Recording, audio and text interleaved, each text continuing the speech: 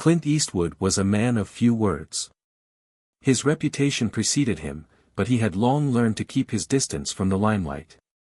He didn't need the world to remember him for his Oscar-winning performances or his legendary career in Hollywood. These days, Clint preferred a quieter life. He lived in the shadows of his past, tucked away in the scenic hills of California, far from the buzzing lights of Los Angeles. But what he didn't realize was that the very thing he'd worked so hard to escape was about to crash into his life in a way he couldn't have predicted. It was a warm Friday evening when Clint decided to go out for a simple dinner. A new restaurant had recently opened up in town, a fancy spot with an air of exclusivity that had quickly gained attention. The reviews were glowing, and Clint, ever the fan of good food, thought he might give it a try. Little did he know, the night would take a turn that would change everything. He walked into the restaurant with an understated air, dressed casually in a dark jacket and jeans, his famous face hidden behind a pair of sunglasses. He wasn't in the mood to make a scene, nor was he interested in anyone recognizing him. Clint wanted nothing more than a quiet meal and perhaps a glass of wine to unwind. But as soon as he entered the door, the host's smile faltered. There was something about Clint's presence that made the young man behind the podium hesitate. "Can I help you?" the host asked, eyes scanning Clint's attire as if trying to place him. "I have a reservation," Clint replied calmly, his voice as soft as always. The host nodded, though there was a flicker of uncertainty in his eyes. He looked down at the computer screen, tapping a few keys, but after a few seconds, he furrowed his brows. "Sorry, sir, I don't see your name here," the host said, his tone shifting from polite to dismissive. Clint felt a small stir of annoyance rise in his chest. The place was busy, yes, but it wasn't exactly the kind of restaurant that should have made such a simple mistake. He didn't want to make a fuss, but this didn't sit right with him. Still, he kept his cool. "I think there's been a mix-up," Clint said. "My name's Eastwood." "Clint Eastwood." The host blinked, looking at Clint as though he were speaking another language. For a brief moment, Clint thought the kid might have recognized him. After all, Clint was a legend. But no recognition flashed across the host's face. Instead, he simply frowned. "Clint Eastwood," the host repeated, his voice cold and condescending. "I'm sorry, but it seems you're mistaken. We don't have any reservation under that name." Now, Clint was starting to feel a little uncomfortable. He wasn't the type to argue, but the dismissive attitude from this young man was beginning to rub him the wrong way. "I don't think I'm mistaken," Clint said, trying to keep his voice steady. "Perhaps you could check again." The host, however, wasn't interested in accommodating Clint. He glanced at a nearby waiter, who was walking past with a tray full of drinks, and motioned for him to come over. "Hey, could you help this guy out?" the host asked with a slight chuckle. "Seems like he's confused about his reservation." Clint's face tightened. This wasn't how he envisioned spending his evening. He knew he could have easily made a scene, demanded the manager, or made a sarcastic remark. But that wasn't who Clint Eastwood was anymore. At least, it wasn't who he wanted to be. So, instead of escalating things, he decided to play it cool. "I think I'll just find somewhere else," Clint said, his voice now laced with a hint of irritation. The waiter, noticing Clint's discomfort, quickly stepped in, trying to defuse the situation. "I'm really sorry, sir," he said, his tone sincere.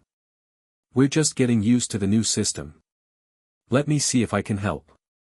Before Clint could even respond, the waiter was already walking away to speak with the host. Clint stood there for a moment, his patience wearing thin. He wasn't used to being treated like this. It was a minor incident in the grand scheme of things, but it was the principle of it. The idea that someone might dismiss him because of his appearance or his low-key style stung more than he cared to admit. The waiter returned a few minutes later, looking flustered. "I'm afraid we're all booked up for the night," he said. "I'm really sorry, but maybe we can try another night." Clint stared at him, feeling the weight of the situation settle into his bones. He could feel the eyes of the other diners now, watching the entire exchange. It wasn't much, but in that moment, he felt like everyone in the room was questioning him, judging him. It was the kind of feeling he hadn't experienced in years. "That's all right," Clint replied, his voice now calm but firm. "I'll just head out." As he turned to leave, he caught a glimpse of the restaurant's manager standing near the bar. The manager was an older man, in his mid-50s, with graying hair and a neatly pressed suit. He watched Clint with a knowing look but said nothing. Clint didn't care enough to confront him, so he simply walked out of the restaurant and into the cool evening air. It wasn't until the next day that Clint learned just how deeply connected he was to that very restaurant. As he sat in his living room, sipping a cup of coffee, his phone rang. It was a number he didn't recognize.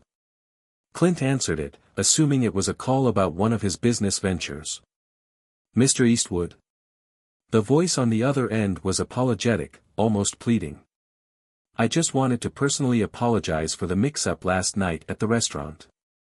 Clint frowned. He hadn't expected anyone to reach out, let alone the manager.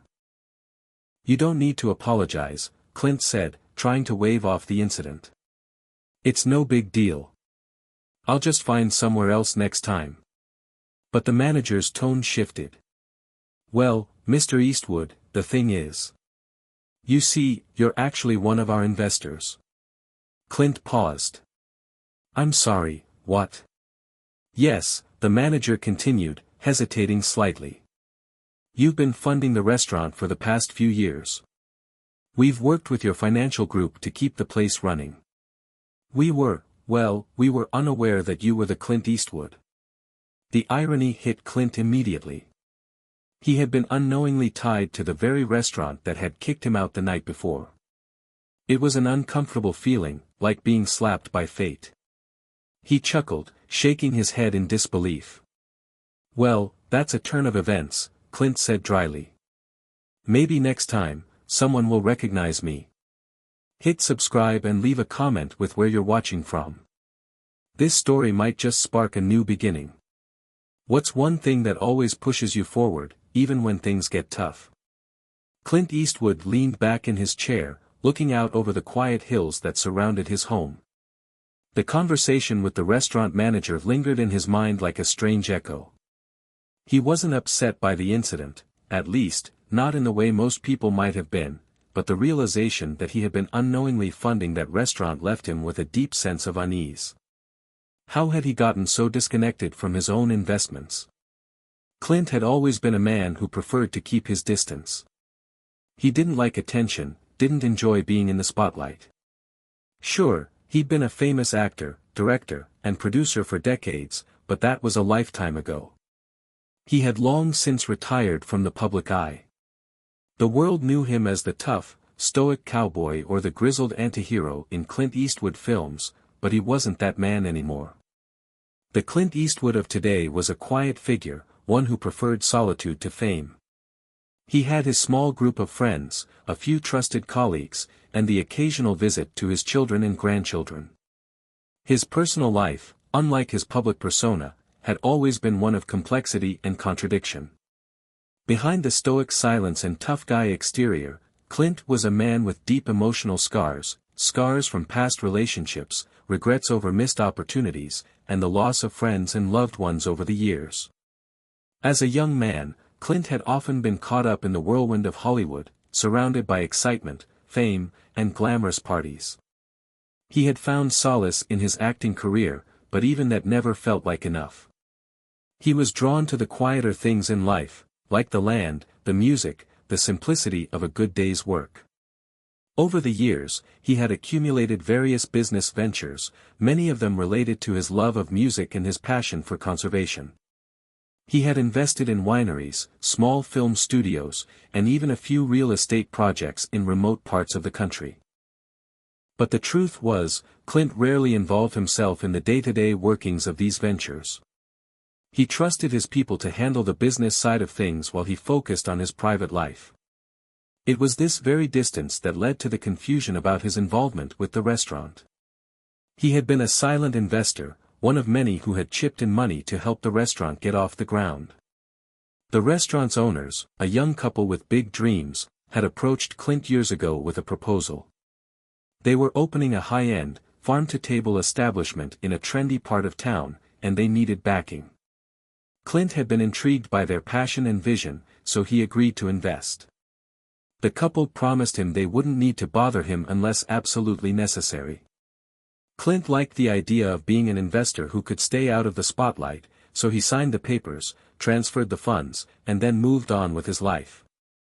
He hadn't thought about the restaurant since. The fact that no one at the restaurant had recognized him that night didn't exactly surprise him.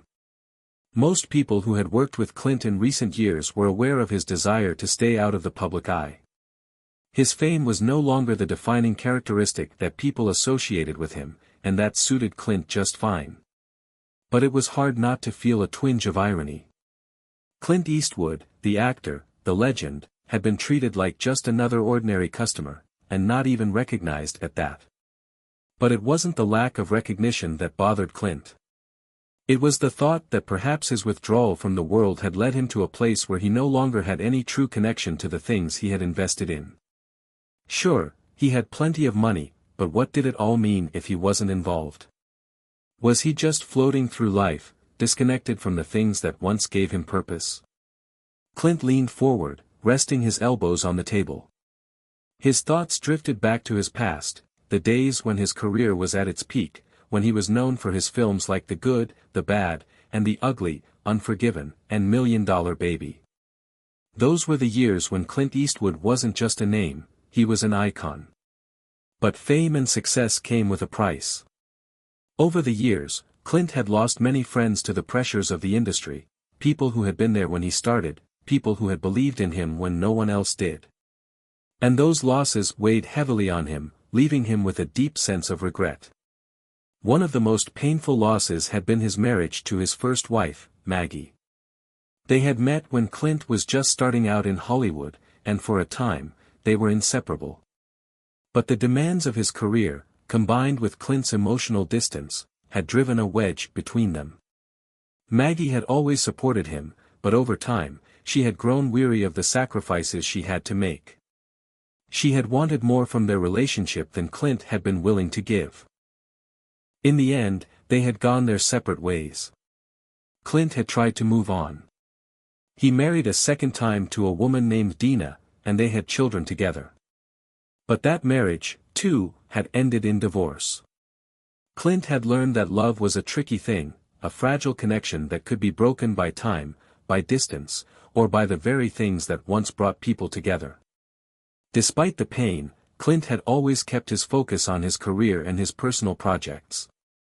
But now, as he sat in his quiet home, the truth began to sink in. His life had become isolated. His business ventures, like the restaurant, were now part of a world that felt increasingly foreign to him. He had become a spectator in his own life, watching from the sidelines as things continued without him. As he sipped his coffee, Clint reflected on how his approach to life had changed. He wasn't the young man who had come to Hollywood all those years ago, eager to make his mark.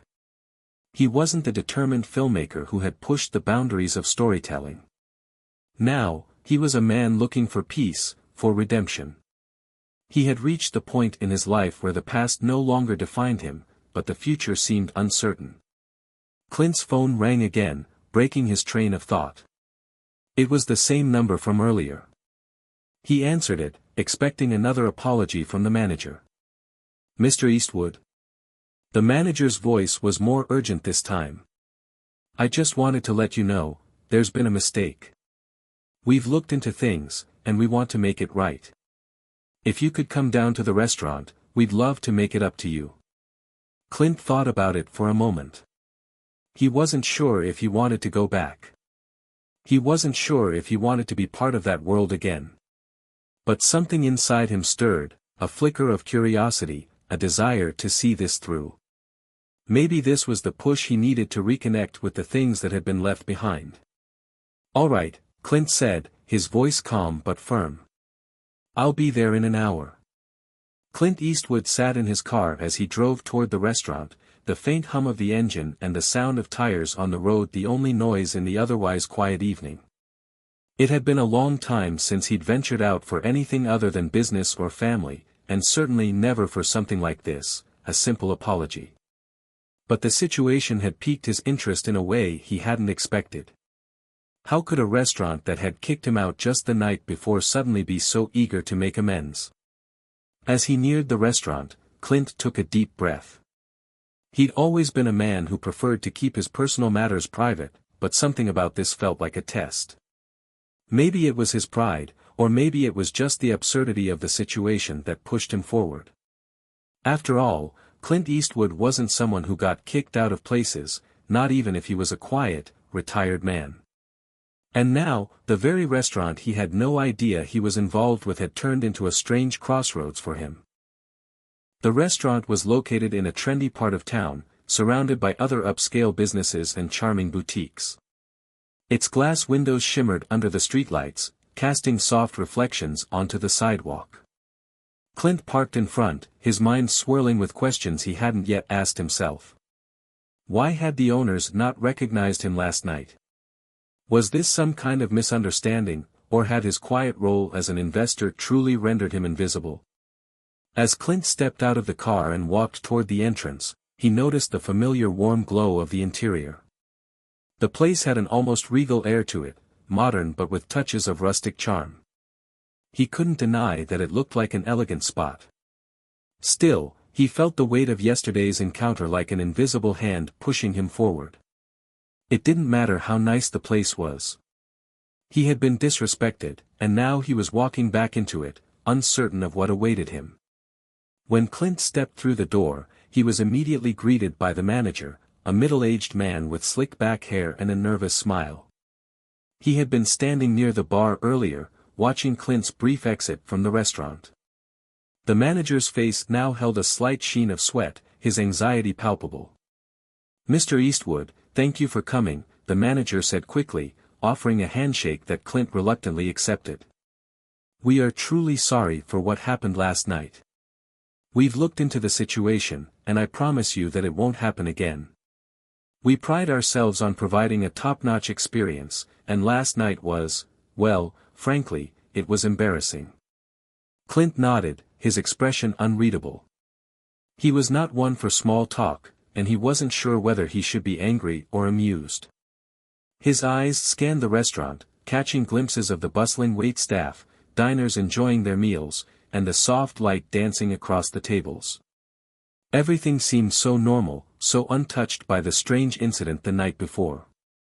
The question remained, why was this manager so desperate to make it right?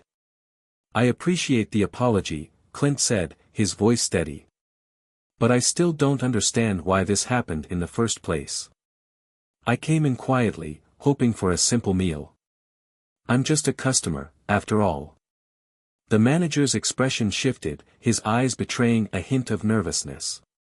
"You're not just any customer, Mr. Eastwood. You're the customer, so to speak.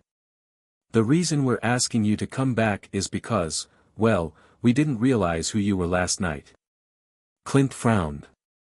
"You didn't recognize me?"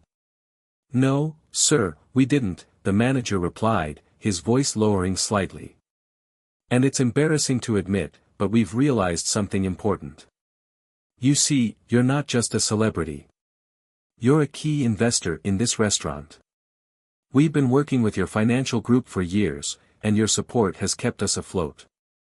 We didn't even know that it was you walking through the door last night." Clint's mind raced. The manager's words hit him with an unsettling clarity. So, all this time, he had been part of this restaurant in a way he hadn't fully understood. It wasn't just an investment, he was embedded in the very foundation of it. But why hadn't anyone told him?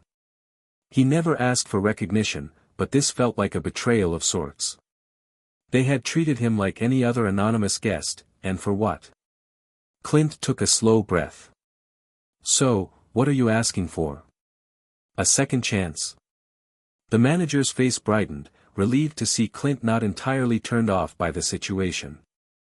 "Yes, Mr. Eastwood. We've reviewed the reservation system, and it turns out there was a mix-up. But more than that, we want to make it right.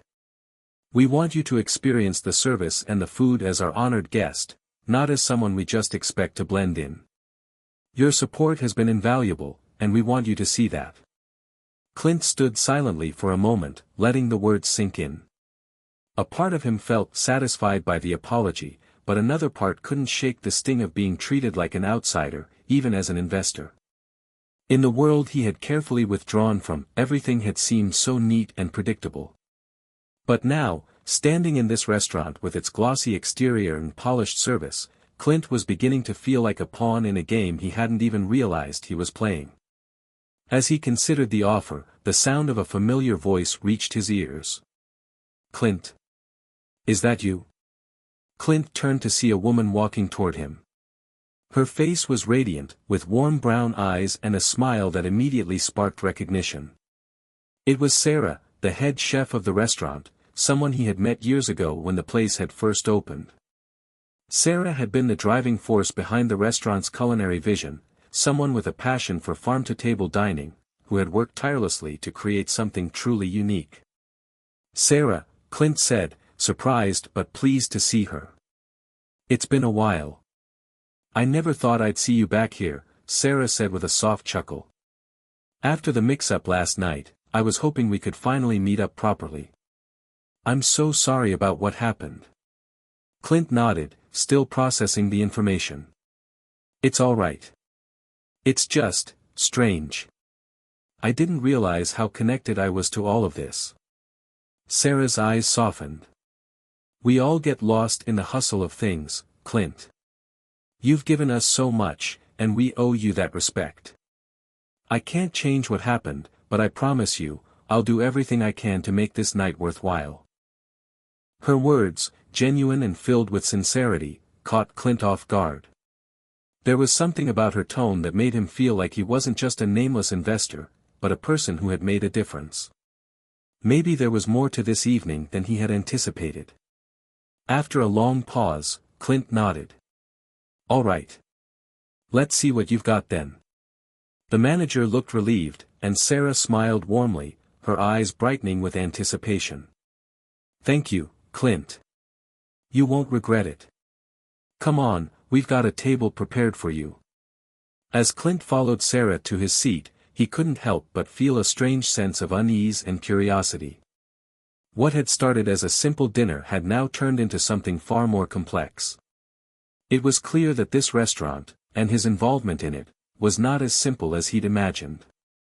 Clint Eastwood sat at the table, the soft buzz of conversations surrounding him as Sarah, the head chef, placed a glass of red wine in front of him. The aroma was inviting, earthy, with hints of oak and fruit, an excellent pairing for what was about to unfold. He didn't know what to expect tonight, and a strange curiosity gnawed at him. The apology was just the beginning, but what would it lead to? He didn't mind being treated like a guest, but it had been years since he'd allowed himself to become so involved in something this personal. As Sarah walked away to greet other diners, Clint looked around the restaurant, surveying the elegant space he hadn't paid much attention to the night before. The lighting was dim, casting warm glows over the polished wood floors and long tables lined with flowers. It was the kind of place that made you want to settle in and forget the world outside. But Clint wasn't here for the ambience. He wasn't here for the food either, even though he had a deep respect for the craft of cooking. No, he was here because he was beginning to realize that he had let too much slip by, too many things pass under his radar while he'd been wrapped up in his own world. The night before, the manager had mentioned something that Clint couldn't shake. He'd spoken of how Clint had been one of the primary investors in this restaurant and how, despite his substantial financial backing, his role had gone unnoticed by the staff, at least, until last night. Was that intentional? Or had Clint truly removed himself from the equation so completely that no one could even recognize his contribution? The truth hit Clint then. He had let go of too much over the years. Not just with his business, but with his life as well. He'd become a spectator, rather than a participant. He hadn't noticed it at first, but now, sitting at this table in a restaurant that seemed to be thriving, he could feel the distance he had created. He was one of the silent investors in a restaurant that had once seemed like just another business venture, a way to stay occupied. But now, it felt like something more. There was history here, a story he'd been a part of, and yet, he hadn't been involved in the telling of it. Sarah returned, interrupting his thoughts. She placed a small plate in front of him, a carefully plated dish that looked like a work of art. It was a medley of fresh vegetables, arranged in a way that made the food look almost too beautiful to eat. But Clint wasn't here for the aesthetics. He was here for something else, answers. I hope you enjoy it, Sarah said, her tone a little softer than before. I've heard a lot about you, Clint. But I never imagined you'd be back here like this.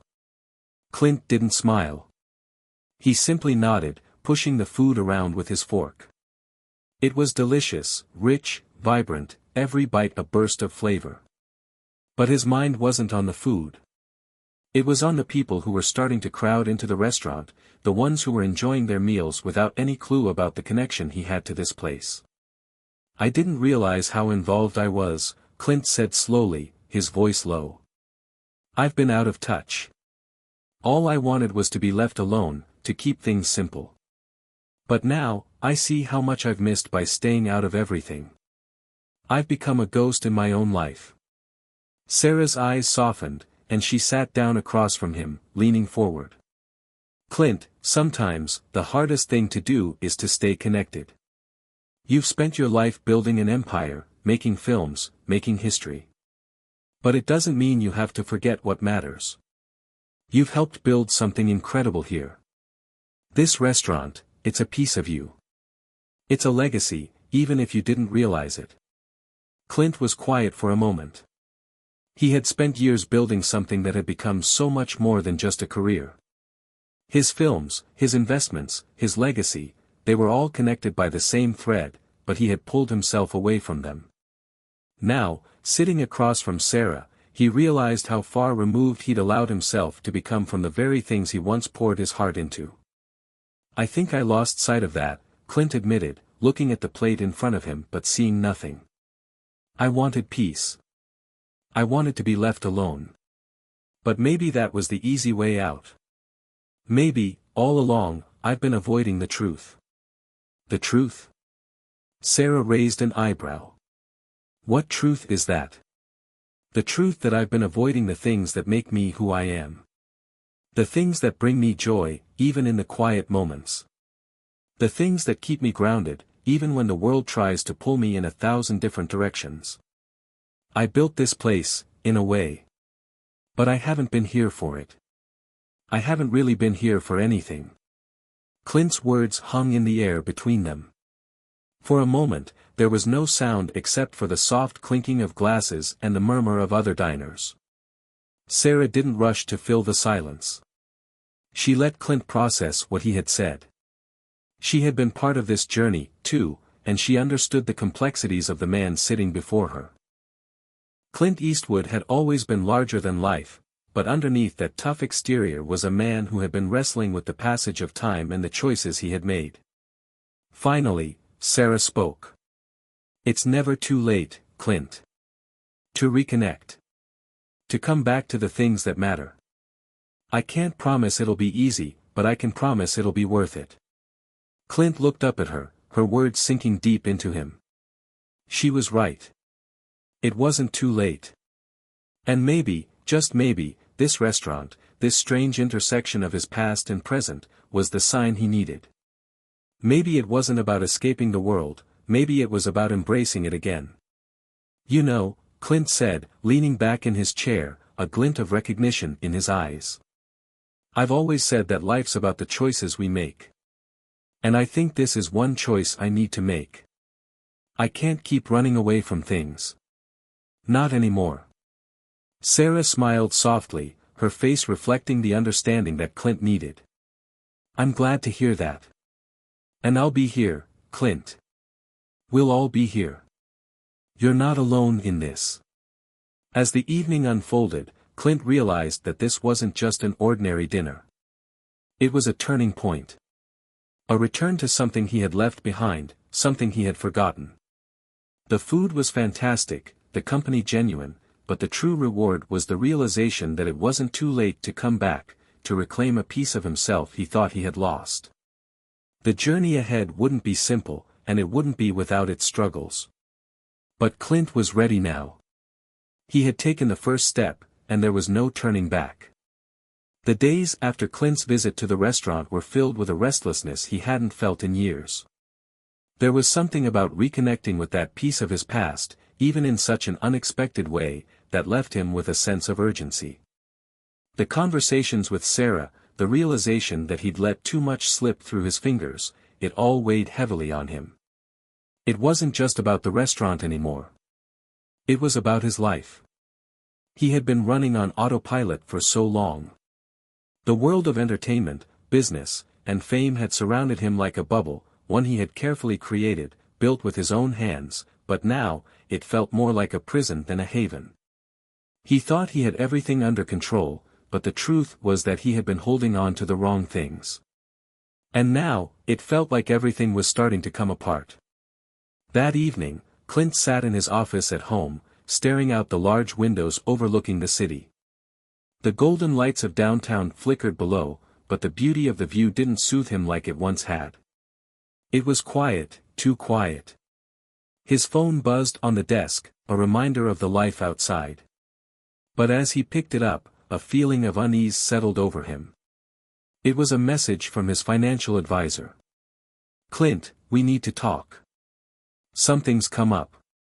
The restaurant, there's been a major issue." His heart skipped a beat. He didn't know what this meant, but his gut told him it wasn't good. He had been feeling disconnected, but the last thing he needed was for his investments to become a source of trouble. The restaurant had already caused enough chaos for him. What was going on now? He dialed the advisor's number without hesitation. "Clint," the voice on the other end answered, "I'm sorry to disturb you so late. We've been going over some numbers, and we found discrepancies, big ones. The restaurant's financials are not adding up. It looks like someone's been covering up some major losses. We're not sure who's involved yet, but we need to act fast." Clint's pulse quickened. "How bad is it? What are we looking at here?" The advisor paused, clearly weighing how to respond. "It's hard to say, Clint. But if this goes unchecked, it could affect everything, your investment, the reputation, everything you've worked to build." Clint leaned back in his chair, his fingers tightening around the armrests. He had no idea that things were this dire. How had he not seen the warning signs? He'd been so caught up in the idea of making amends with the restaurant, of reconnecting, that he'd missed the red flags that were right in front of him. "Do you have a suspect?" Clint asked, his voice cold, his mind already racing. This was the kind of crisis he knew how to handle, the kind of situation that brought out his instincts, the sharp focus that had carried him through his career. "Not yet. But we've found some unusual transactions. It's possible that one of the senior managers is involved. I'm not sure, Clint, but I'll keep you updated." Clint exhaled slowly, his mind spinning. His quiet involvement in the restaurant had just taken a dark turn. He had thought this was going to be a chance to reconnect, to heal old wounds. Instead, it had plunged him back into a battle, one that was far more complex than he had ever anticipated. "I'll be there tomorrow," Clint said, his voice hardening. "We'll figure this out." The line went quiet for a moment, and then his advisor's voice came through, shaky but resolute. "Understood. I'll prepare everything for you."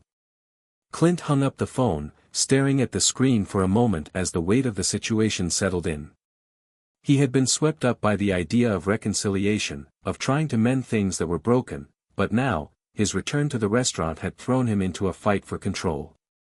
There were betrayals at play here, and Clint didn't take kindly to betrayal. The next morning, Clint arrived at the restaurant early. The sun had just begun to rise, casting a pale light over the building. He stood outside for a moment, taking in the quiet of the early hour. This was a world he had once dominated, and yet, now, it felt unfamiliar, like a place he no longer belonged. Inside, the restaurant was still closed for the day, the staff preparing for the evening rush. Clint was met by Sarah, who greeted him with a warm, albeit cautious, smile. He could see the concern in her eyes, but there was no hiding the tension that lingered in the air.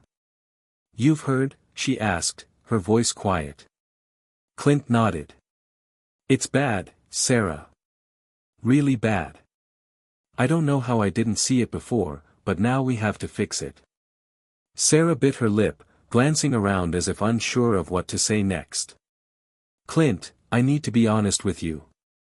I didn't want to bring this up, but I think you need to know something. There's a group of investors here, some of them have been pushing for a change in leadership, even before all of this happened." Clint's gaze sharpened. "What do you mean? A power struggle?" Sarah hesitated. "Yes. I think there's a faction of people trying to gain control of the restaurant. It's more than just financial discrepancies. There's a lot of politics behind the scenes that you don't know about." The words hit Clint like a punch to the stomach. He had been so focused on the numbers, on the investment itself, that he hadn't stopped to understand the dynamics at play. There was more going on here than he had ever imagined. This wasn't just a financial problem, it was a battle for power, a battle that had been brewing beneath the surface for far longer than he realized. "Who's behind it?" Clint demanded, his tone firm. "I can't say for sure," Sarah replied, shaking her head. "But I think you need to talk to the others, Clint. You need to get ahead of this before it completely unravels." Clint knew then that his journey into this world of restaurateur life had just taken a darker turn. What had begun as an attempt to reconnect had turned into a battle for control of something he cared about, something he had built without even knowing it. He wasn't just fighting for his investment anymore. He was fighting for something much bigger. And the storm was just beginning. Clint sat in the back office, his hands steepled together as he processed everything Sarah had just told him. The weight of the situation was sinking in, and he felt a deep sense of urgency. This wasn't just about uncovering financial discrepancies or trying to figure out who was behind the missing funds. This was about more than money. It was about trust, about people who had been working with him, yet had their own hidden agendas. And worst of all, it seemed like he had been completely blind to it all. Sarah had left him alone to gather his thoughts, and Clint needed that space. The restaurant, his restaurant, if he was being honest with himself, was on the brink of collapse. But beyond that, the fractures he was seeing weren't just business-related. They were personal. How had he let this happen? How had he been so out of touch with something he had once cared about deeply? The silent hum of the air conditioning was the only sound in the room. Clint's thoughts swirled as he stared at the stacks of paperwork in front of him. These were the records that had come in overnight, showing just how far the mismanagement had gone. The discrepancies weren't small. They were massive. And there were people he had trusted who were involved. A knock on the door broke his concentration, and Sarah walked in, her face serious but calm. "I've got some names," she said quietly, setting down a folder on the desk in front of him. Clint took the folder without a word, flipping it open to find a list of names, dates, and figures. It didn't take long to realize that these weren't just the usual financial errors. Some of these people had been siphoning money for months, money that should have gone back into the business, into expanding the restaurant's future. Instead, it had been redirected into personal accounts, hidden under false transactions. Clint's blood ran cold as he scanned the pages. One name, in particular, jumped out at him: Brianna Marks, the senior manager who had been with the restaurant from the very beginning. "Brianna," Clint muttered under his breath, his voice tight. "I should have known." Sarah's expression didn't change. She had worked with Brianna for years, and there was a sense of betrayal in her eyes. Brianna had always been dependable, always the one to put the business first. But clearly, things weren't what they seemed. Clint leaned back in his chair, his mind racing. How much damage has this done to the reputation? What's the word on the street? Has anyone caught wind of this? Sarah shifted uncomfortably. It's starting to spread, Clint. There are rumors circulating. It hasn't hit the media yet, but if it does, it'll be catastrophic. People will lose faith in us. And the worst part is, we don't have a lot of time to fix it. Clint's mind was running at full speed. He had been so focused on his own isolation, his own need for peace, that he had missed the signs. He had built this restaurant from the ground up, and now it was falling apart, something he had allowed to happen while he had been lost in his own world. This was the moment he had to decide, would he walk away and let it all collapse? Or would he dive in head first, confront the betrayal, and try to rebuild it? The choice seemed simple, but it was complicated by the emotional weight of everything that had happened in the last few days. The connection he had rekindled with Sarah, the pain of seeing something he loved so much being dragged down by greed and betrayal, it was all too much. But Clint wasn't a man who ran from challenges. He never had been. I need to speak to Brianna, Clint said, his voice hardening with determination. Clint, be careful, Sarah warned. She's not who you think she is. You're going to need more than just words to get through to her. Clint nodded, his resolve only strengthening. I know. But I'm not going to let her, or anyone, destroy what we've built here. Not without a fight. Clint stood up, the sudden movement sharp and decisive. He could feel the storm brewing, not just outside the restaurant but in the very foundation of everything he had worked for. His mind sharpened. He had faced battles before, on and off the screen, but this was different. This wasn't just about his legacy in Hollywood or his business empire. This was personal. This was about redemption. And redemption was never easy. He walked out of the office, Sarah trailing behind him. They passed by the kitchen where the staff was working, the smell of freshly baked bread and roasting meats filling the air. To most of them, it was just another day in the restaurant. But for Clint, this was the calm before the storm. Brianna's office was tucked away in the back of the building, an area Clint hadn't visited in a long time. It had been months since he'd last stepped foot into the inner workings of the restaurant. He wasn't just a hands-off investor anymore.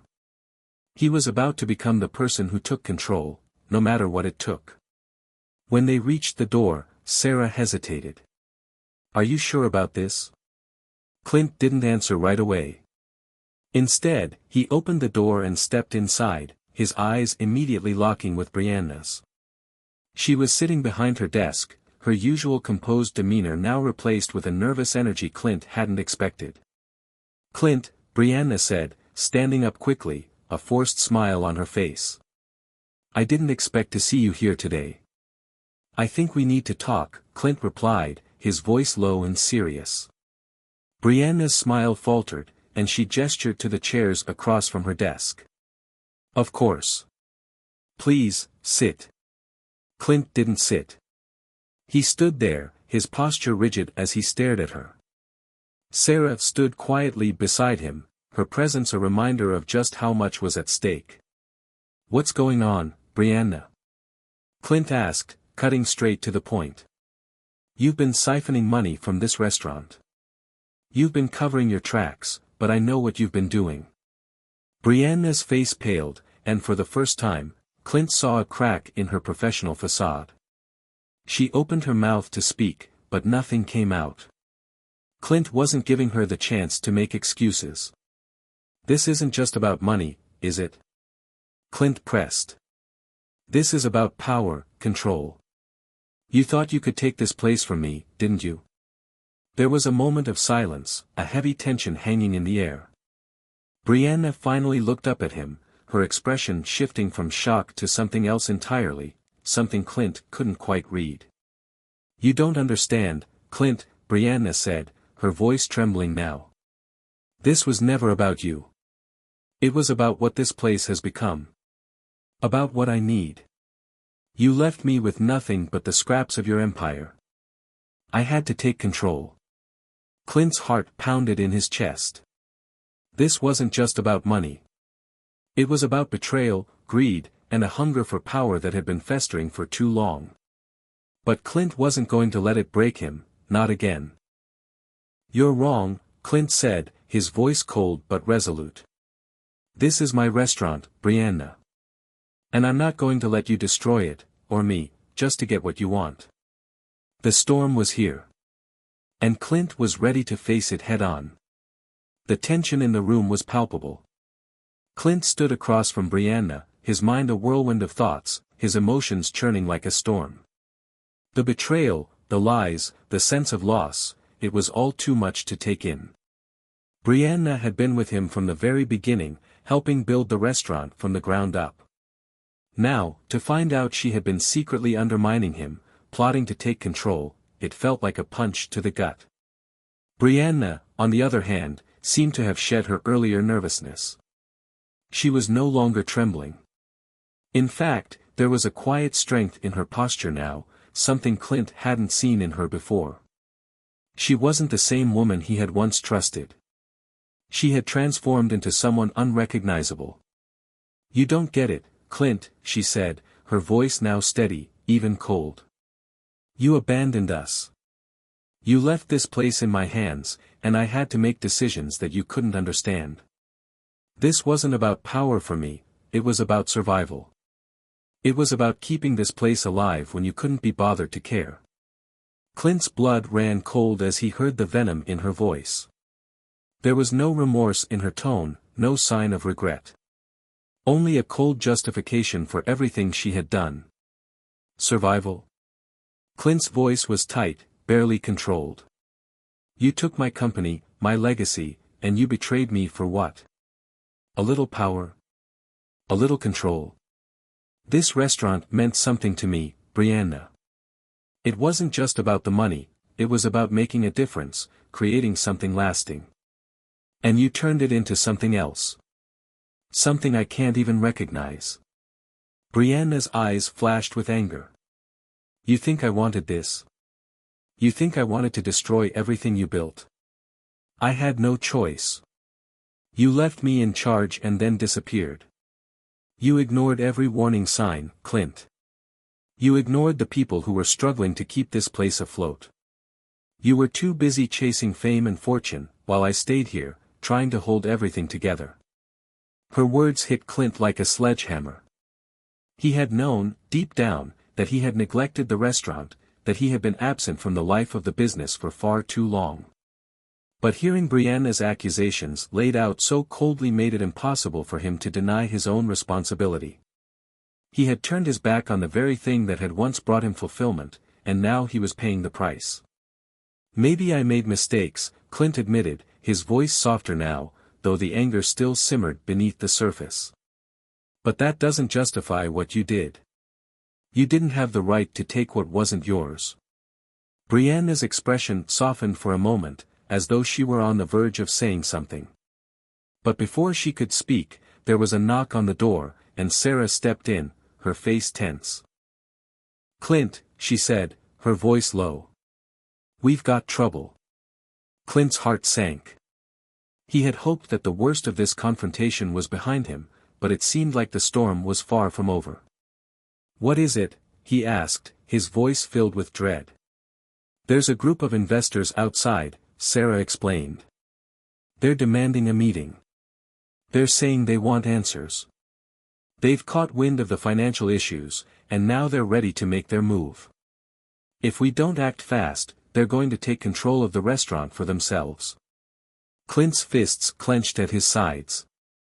He had known this was coming, but hearing it from Sarah made it feel real. The battle for control wasn't just between him and Brianna, it was about to spill out into the public, with the future of the restaurant hanging in the balance.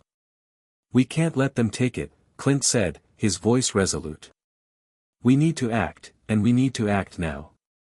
Brianna, you've been a part of this business for a long time. What are we looking at? What do they want?" Brianna seemed to hesitate for a moment before answering, her gaze flicking to Sarah and then back to Clint. "They want more than just money. They want full control, Clint. They want to restructure the restaurant, change its direction, maybe even sell it off. Clint felt a wave of nausea wash over him. The thought of his restaurant being torn apart by outside forces was almost too much to bear. But he knew he couldn't let that happen. Not after everything he had invested, not after everything he had sacrificed. "We need to get ahead of this," Clint said, his voice cutting through the tension in the room. "I'm not going to let this restaurant slip through my fingers. Not again." Brianna's expression was unreadable, but there was a flicker of something in her eyes.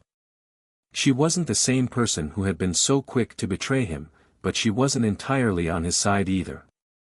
Clint wasn't sure where she stood now, if she would help him or if she would continue to play her game. "Are you with me, Brianna?" Clint asked, locking eyes with her. "If you want to make this right, if you want to fix what's been broken, now is the time." There was a long silence before Brianna finally nodded, her jaw set in determination. "Fine," she said, her voice low but steady. "But we need to move fast. The investors won't wait forever. We'll need to make a deal with them, show them that we have control over the situation." Clint nodded, already planning his next steps. "Sarah, get everyone in place. We're going to need a solid strategy, and we need to make sure we have our financials in order. We can't let this slip through our fingers." As Sarah left the room, Clint turned back to Brianna. "You're going to help me fix this, Brianna. But make no mistake, if you try to double-cross me again, I won't hesitate to take you down." Brianna met his gaze, unflinching. "I won't cross you again, Clint. I've made my mistakes, too. But I'll help you save this place. It's what we both want, right?" Clint didn't trust her completely, not yet, but he had no choice but to move forward with her help. The battle for control had just begun, and Clint wasn't about to lose it without a fight. The weight of the impending meeting with the investors pressed down on Clint like a 1,000-pound boulder. He had faced down powerful adversaries before, but this felt different. This was his restaurant, his legacy, and it was at risk of being ripped from his hands. As the clock ticked on, the tension in the air was nearly suffocating. Sarah, Brianna, and Clint gathered in the back office, where they were making their final preparations for the investors' arrival. Clint had worked through the night with Sarah and Brianna, poring over the financials, trying to find a way to make everything make sense, to restore some semblance of order. But the damage was extensive, and even Clint's star power couldn't magically erase the mistrust and financial discrepancies that had been allowed to fester for so long. "We've got one shot at this," Clint said, his voice steady but strained. "We have to convince these investors that the restaurant is worth saving, that it's not beyond repair." Brianna, who had been unusually quiet since the confrontation earlier, spoke up. "It's not just about the numbers, Clint. The investors aren't just concerned with finances, they're concerned with control.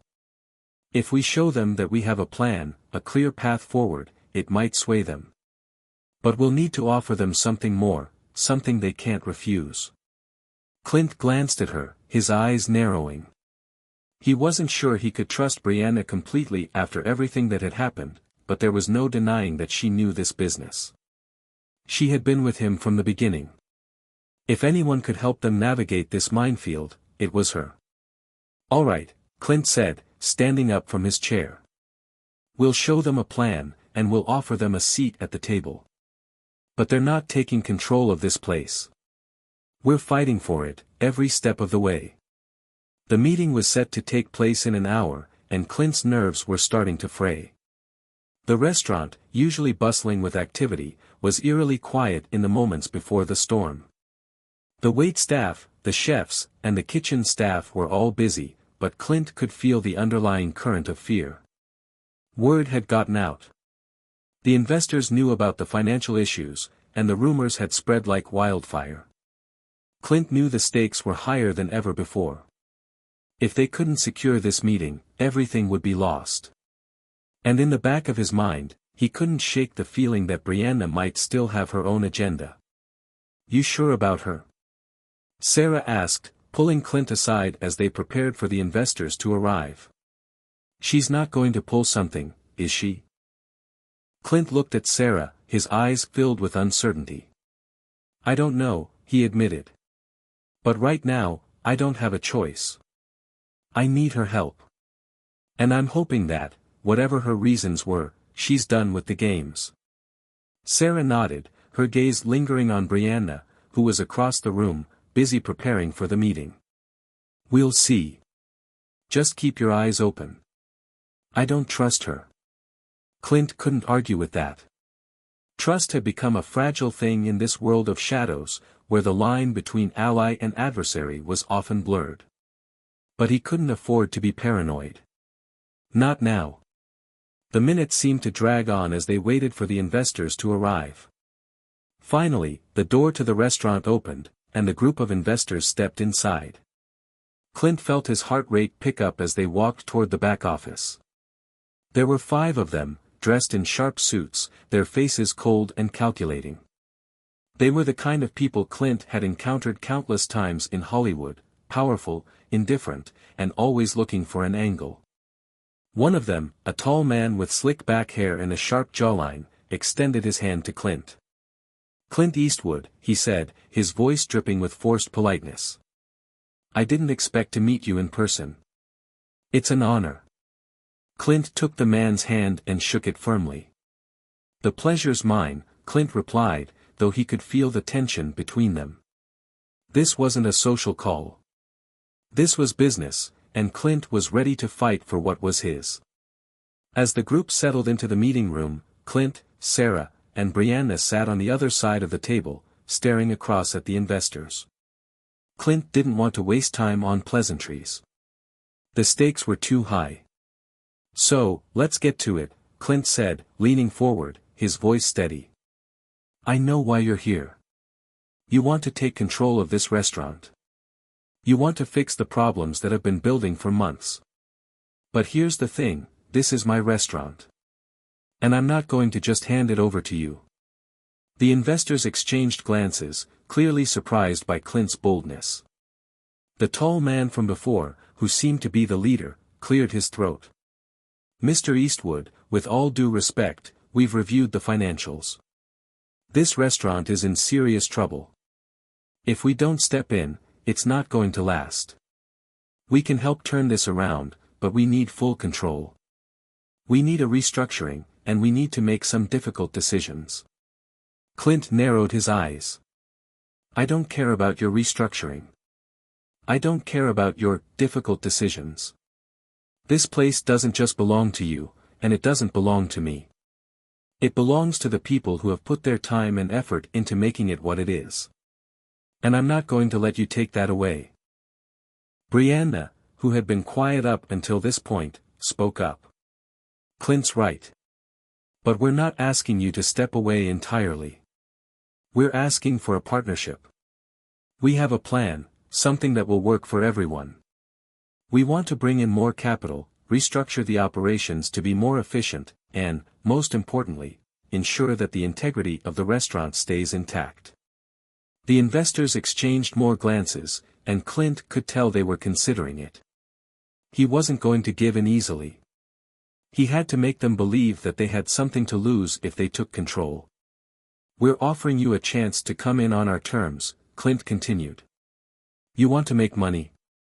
Fine. But you're not going to gut this place.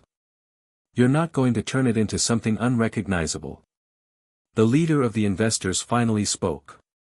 "You're offering us partnership, but you don't have the leverage, Clint. If you want us to back off, we need something concrete. A deal, something that shows we're not just putting our money into a sinking ship." Clint felt his stomach tighten. This was the moment. They were pushing him to the edge. But he wasn't about to give up. "Not now. We'll give you the control you're asking for, but only if you agree to our terms. A 50-50 partnership. You help us restructure, but you don't get full control. You understand?" The room went silent. The investors were clearly taken aback by Clint's bold proposal, but Clint wasn't backing down. This was the only way to keep his restaurant and ensure its future. Finally, the leader of the investors spoke again. "We'll need to consider your offer. But know this, Clint, time is running out. You have until the end of the week. Clint leaned back, a feeling of cautious optimism creeping into his chest. The battle wasn't over. But they had a chance. Clint sat alone in his office, the weight of the conversation with the investors still heavy on his shoulders. The offer of a 50-50 partnership was a gamble, but it was the only shot he had left to save his restaurant. If they refused, he would lose everything, his legacy, his dreams, his place in this world. But if they accepted, he could regain control, rebuild, and forge a new path for the future. The restaurant was more than just a business to Clint. It was a piece of his soul, a symbol of everything he had worked for over the years. He had sacrificed so much to make it a success, but now it felt like it was slipping away. And he wasn't sure if there was any way to get it back without making a deal with the devil. Brianna had remained tight-lipped during the meeting, her eyes occasionally flickering between Clint and the investors. He didn't trust her completely, but he couldn't afford to leave her out of the equation. If anyone knew the ins and outs of the restaurant, it was her. She had been the one holding it together in his absence, and if they were going to make this partnership work, they needed her. But Clint still wondered if Brianna had her own agenda. Could he really trust her after everything that had happened? Would she throw him under the bus the moment she had the chance? His thoughts were interrupted by a knock on the door. Sarah stepped inside, her expression unreadable. "Clint, we need to talk," she said, her voice low and serious. Clint nodded, gesturing for her to take a seat. "What's going on?" "I've been thinking," Sarah said, her eyes narrowing. "Those investors, they're not just looking for a way to save the restaurant. They're looking for a way to control everything. And I don't think they're going to settle for a 50-50 deal. I don't trust them, Clint. Not one bit." Clint ran a hand through his hair, the stress of the situation making his temples ache. "I know, Sarah. But it's the only offer I have left. If I don't make a deal, they'll take everything. And I can't let that happen." "I get it," Sarah said, her tone softening.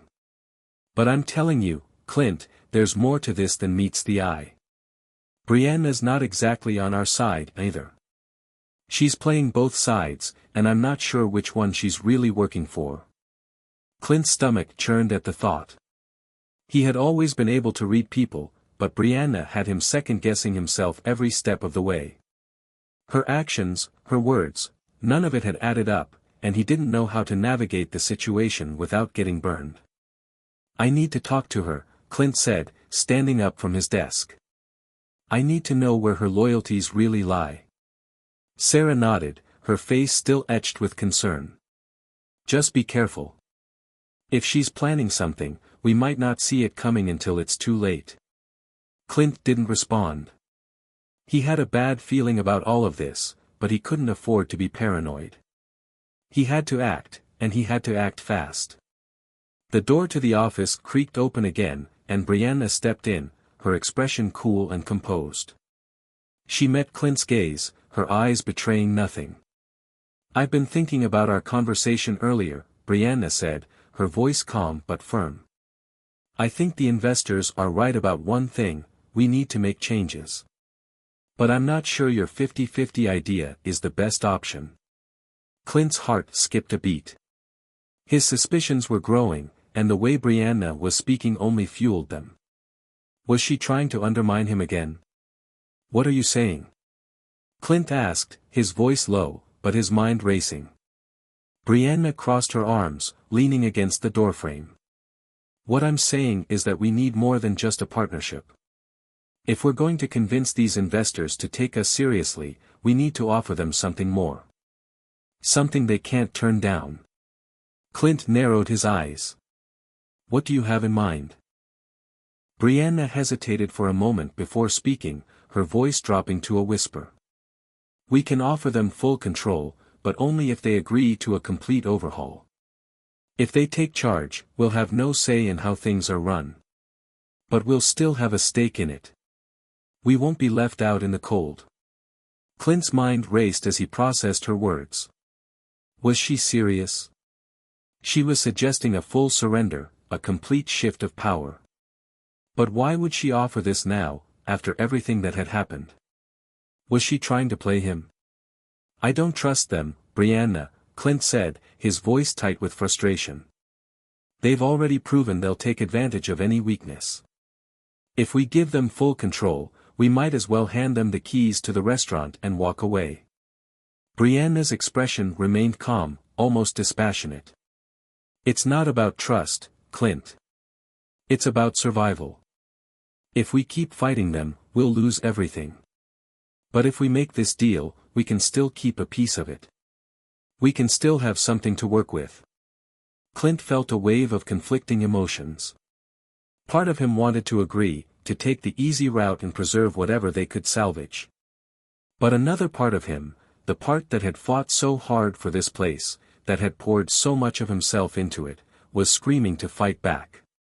To protect what he had built, no matter the cost. I don't know, Clint said, running a hand through his hair. It doesn't feel right. Brianna stepped closer, her gaze unwavering. You've been absent for too long, Clint. You can't fix everything on your own. We need them. And if you don't act now, you might not get another chance. The words hit Clint harder than he cared to admit. Brianna was right in some ways. He couldn't do this alone anymore. But at what cost? I'll think about it, Clint said, finally breaking eye contact. But I'm not making any decisions until I've had time to process this. Brianna nodded, her expression unreadable. Take your time. But remember, Clint, time is running out. As she left the room, Clint felt a sense of unease settle over him. The storm was coming, and no matter which path he chose, it was going to be a battle. He had to decide what he was willing to lose, and what he was willing to fight for. The quiet hum of the restaurant was replaced by a suffocating stillness as Clint sat in his office, staring at the papers in front of him. The walls seemed to close in as the weight of the decision before him pressed heavily on his chest. It felt as though the entire future of the restaurant rested on his shoulders, and the consequences of any wrong move were too great to ignore. He had spent the night running through every possible scenario in his head. Brianna's suggestion, to give the investors full control in exchange for a stake in the business, was tempting. It would preserve something, at least. A seat at the table, a future that wasn't completely dictated by the whims of the investors. But at what cost? Clint knew that the moment he gave them control, the restaurant would no longer be his. It would become another corporate asset, stripped of its soul, its heart, and whatever made it unique. He couldn't let that happen. But on the other hand, the harsh reality was that the financial hole they were in was too deep to dig out of on their own. Without the investors, the restaurant might not survive the month. Think, Clint. Think fast, he muttered to himself, running a hand over his face. The decision was a knife to the heart. Was he ready to risk everything for the sake of pride? Or would he finally swallow his pride and make the deal, giving up control but salvaging the legacy? Suddenly, the door creaked open, breaking Clint's trance-like focus. Sarah stepped inside, her face tight with worry. Clint, we need to talk, she said, her voice quieter than usual. He glanced up at her, his frustration clear. Sarah, I don't know what to do. I've thought about it all night. Giving them full control, it just doesn't feel right. But if I don't, we might lose everything. We're hanging on by a thread here. Sarah took a deep breath and walked further into the room, sitting down across from him. She wasn't the type to mince words, and Clint could see the hesitation in her eyes as she weighed her next words carefully. You know what I think, she started, her gaze steady. I think you've been too stubborn for too long, Clint. You've been holding on to this place like it's your lifeline. But you're not in the same position you were when you first opened this restaurant. Things are different. The world's different. You have to make a choice, either fight and risk losing everything, or let go and save what you can. Clint's chest tightened at her words. He had heard this from Brianna, too. But hearing it from Sarah, his friend, the person who had always been by his side, it stung. It forced him to confront the reality he had been avoiding. "I know," Clint said, his voice a little hoarse. "But it's hard, Sarah. It's more than just a restaurant to me. It's everything I've worked for, everything I've built. I can't just walk away and let them take it."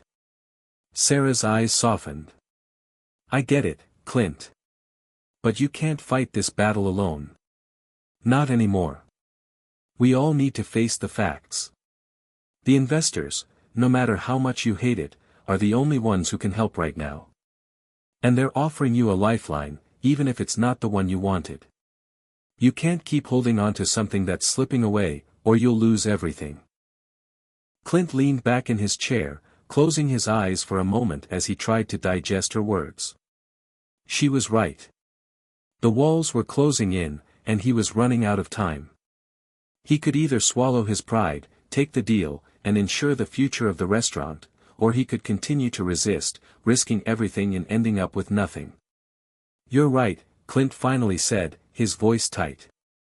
"I've been holding on too tight. But I need to make sure this place, this family, stays together. Even if it means I don't have full control. Even if it means I have to give up some of the power."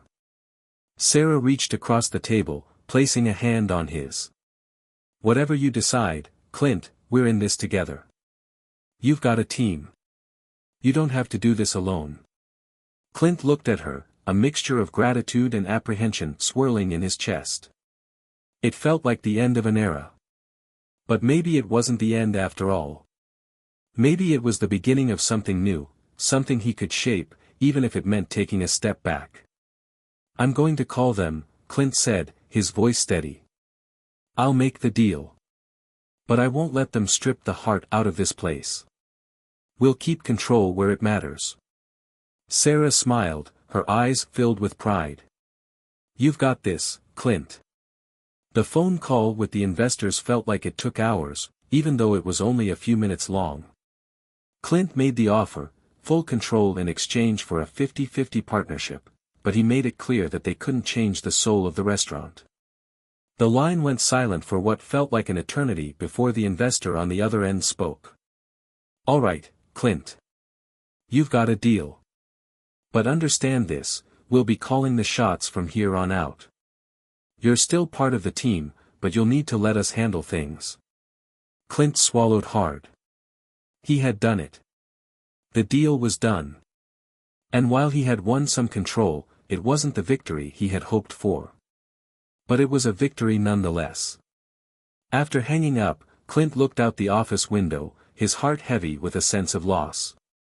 The restaurant wasn't just his anymore. It never would be again. But maybe, just maybe, he could still shape its future. He could still protect what mattered. Hit subscribe and leave a comment with where you're watching from. This story might just spark a new beginning. What's one thing that always pushes you forward, even when things get tough? The next few days after the deal were a blur. Clint had expected a sense of relief after finalizing the agreement with the investors, but instead, he found himself submerged in a whirlwind of changes. The restaurant, which had been his sanctuary, had suddenly become a battleground for control. The investors had begun to implement their vision for the future of the business, and Clint felt like an outsider in the very place he had built with his own hands. The first change came swiftly. A team of consultants was brought in to assess the restaurant's operations. They scrutinized every detail, from the menu to the decor to the staff's efficiency. Clint watched from the sidelines as the once cozy, familiar environment of his restaurant was slowly replaced by corporate rigidity. Brianna, who had once seemed like his ally, was now fully aligned with the investors, acting as their liaison, ensuring that the changes were implemented smoothly. Clint couldn't shake the feeling of being sidelined, as if the restaurant he had fought so hard to preserve was slipping through his fingers. He had always been hands-on, making every decision himself, but now, decisions were being made for him. "Clint, you need to meet with the new marketing team," Brianna said one morning, her tone more formal than usual as she handed him a folder. Clint stared at her for a moment, wondering if this was the same woman who had once been his confidant. The walls between them had grown higher since the deal. Marketing team? Clint repeated, his voice tight. What for? They're going to rebrand the restaurant, Brianna said, her eyes not meeting his. We need to modernize it if we're going to compete. The investors want a more upscale vibe. Clint's stomach churned at the word rebrand. His restaurant wasn't just a business, it was a story, a memory, a community. It had always been about comfort, authenticity, and a connection to the past. But Brianna seemed distant, almost like she didn't understand the significance of the place anymore. Rebrand?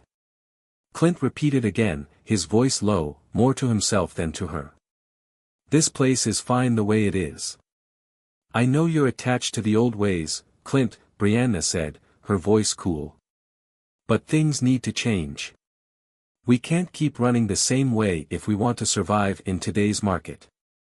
Clint felt his blood pressure rise, his hands trembling with frustration. He had already given up so much by accepting the investors' terms, but now it felt like they were stripping away the very soul of the place. But instead of arguing, Clint simply nodded. Fine. I'll meet with the team. Let's see what they have to say. Later that day, Clint sat across from a sleek, well-dressed marketing team. They were young, enthusiastic, and full of ideas. But to Clint, they felt like strangers speaking a language he didn't understand. They presented a vision for the restaurant that was entirely different from his own. We're thinking about redesigning the interior to give it a more contemporary, upscale feel, the lead consultant said, tapping on his tablet. Something that will appeal to a younger crowd, more trendy. Clint's eyes narrowed. Younger crowd? You mean we're going to change everything that made this place special? The warmth, the old-school charm. The regulars who've been coming here for years. Exactly, the consultant said, nodding confidently. We need to attract a new demographic if we want to stay competitive. The restaurant industry is constantly evolving, Clint. If we don't keep up, we'll fall behind. Clint's mind was racing, the weight of the decision bearing down on him. He knew the investors were pushing for change. He knew they wanted to modernize everything, make it more profitable. But he couldn't help but feel that they were missing the point entirely. This wasn't just a business to him, it was a piece of history, a place that had meant so much to so many. If they turned it into something it wasn't, they would lose the magic that had made it great in the first place. I don't know about this, Clint said, his voice strained. You can't just slap a fresh coat of paint on it and call it new. This place has character. It has heart. The consultant smiled politely but didn't seem to understand. That's exactly why we want to keep some elements, Clint. We'll just elevate them. We'll keep the things that give it personality but make it more modern. Clint nodded slowly, but inside, he was fighting a battle he couldn't win. The investors weren't going to change their minds. They wanted results, and results meant sacrifices. He had given them control, and now he had to face the consequences. As the meeting ended, Clint left the room with a sense of resignation settling deep in his chest. He wasn't sure how much longer he could go along with this. Every change they made chipped away at the restaurant he loved. He wondered if he had made a mistake by making the deal. That evening, Clint found himself back at the bar, surrounded by the familiar faces of his regulars. The hum of conversation, the clinking of glasses, it was all so familiar, so comforting. For the first time in days, he felt like he could breathe again. Sarah was behind the bar, pouring drinks with practiced ease. She glanced at Clint and gave him a small, understanding smile. You okay? She asked, wiping her hands on a towel. Clint sighed, running a hand over his face. I don't know, Sarah. I really don't. It feels like everything's changing, and I don't know how to stop it. Sarah nodded, her expression sympathetic. It's hard. I know it's not the way you wanted things to go. But you've got to remember why you started this in the first place. It's not about the fancy rebranding or the new decor, it's about the people who walk through those doors every day. The ones who have been coming for years. That's what matters. Clint met her gaze, feeling a sense of clarity that he hadn't felt in days. Sarah was right. The heart of the restaurant had always been about the people, the connections, the memories. No matter how much the world around it changed, that core would remain. You're right, Clint said, his voice quiet but steady. Maybe I can't stop the changes from happening. But I can make sure the heart of this place stays intact. I can keep it real. Sarah smiled, her eyes filled with pride. Exactly. Just remember, Clint, you're not in this alone. You've got all of us. Clint nodded, a small but hopeful smile tugging at the corners of his mouth.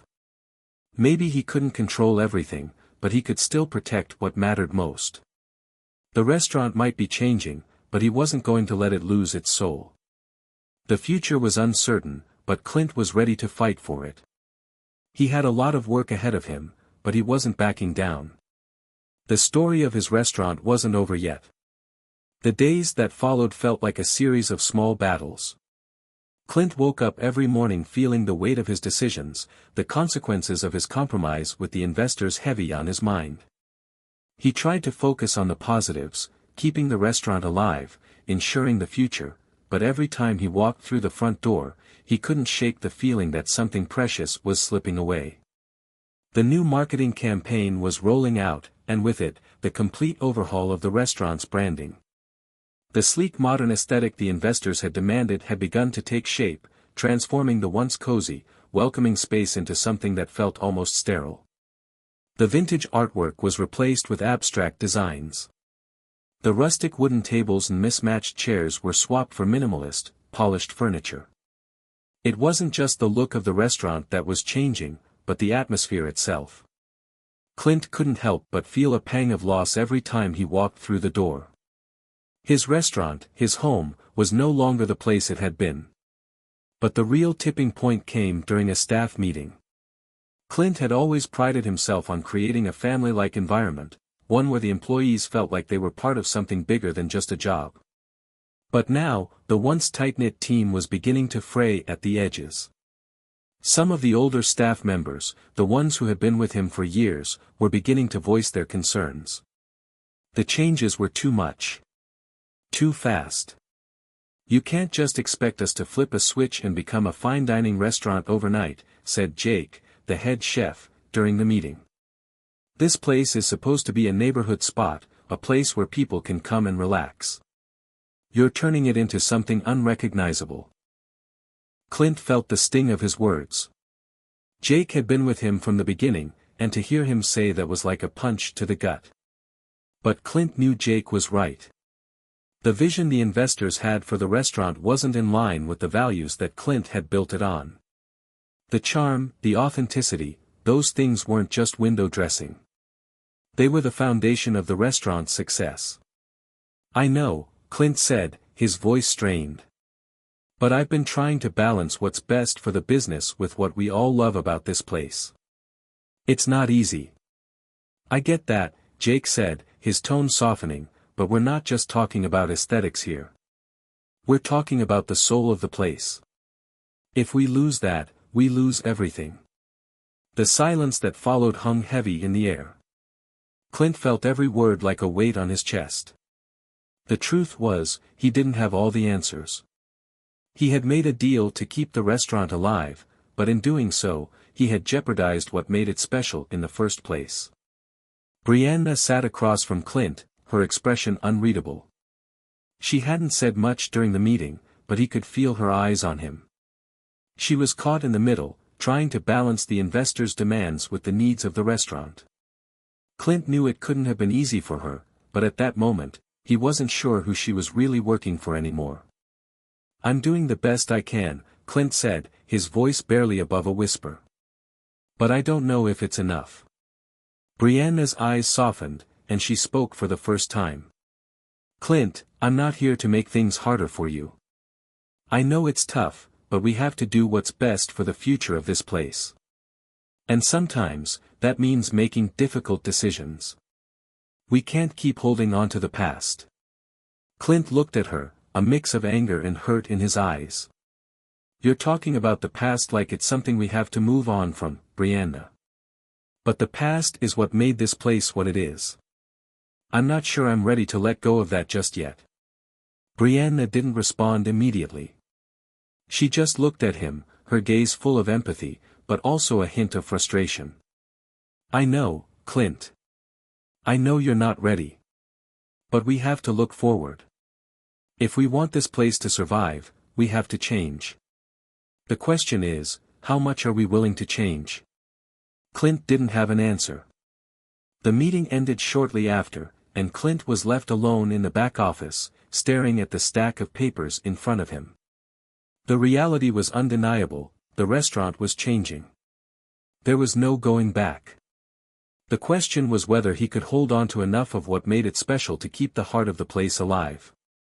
The following week, Clint made his way through the restaurant in a haze, trying to keep his head down and focus on the work that needed to be done. The investors had their hands in every part of the business now, and their influence was undeniable. Clint had no choice but to continue going along with their plan, at least for now. He noticed how the regulars were reacting to the changes. Some of them, like Hank, a grizzled old man who had been coming for years, seemed to shrug it off. They didn't mind the new menu or the slightly higher prices. But others, people who had been coming to the restaurant for decades, were starting to ask questions. They didn't understand why their favorite dishes had disappeared, why the familiar comfort of the space felt so different. It was then that Clint realized just how deep the connection between the restaurant and its patrons went. This wasn't just about food or atmosphere, it was about tradition. About community.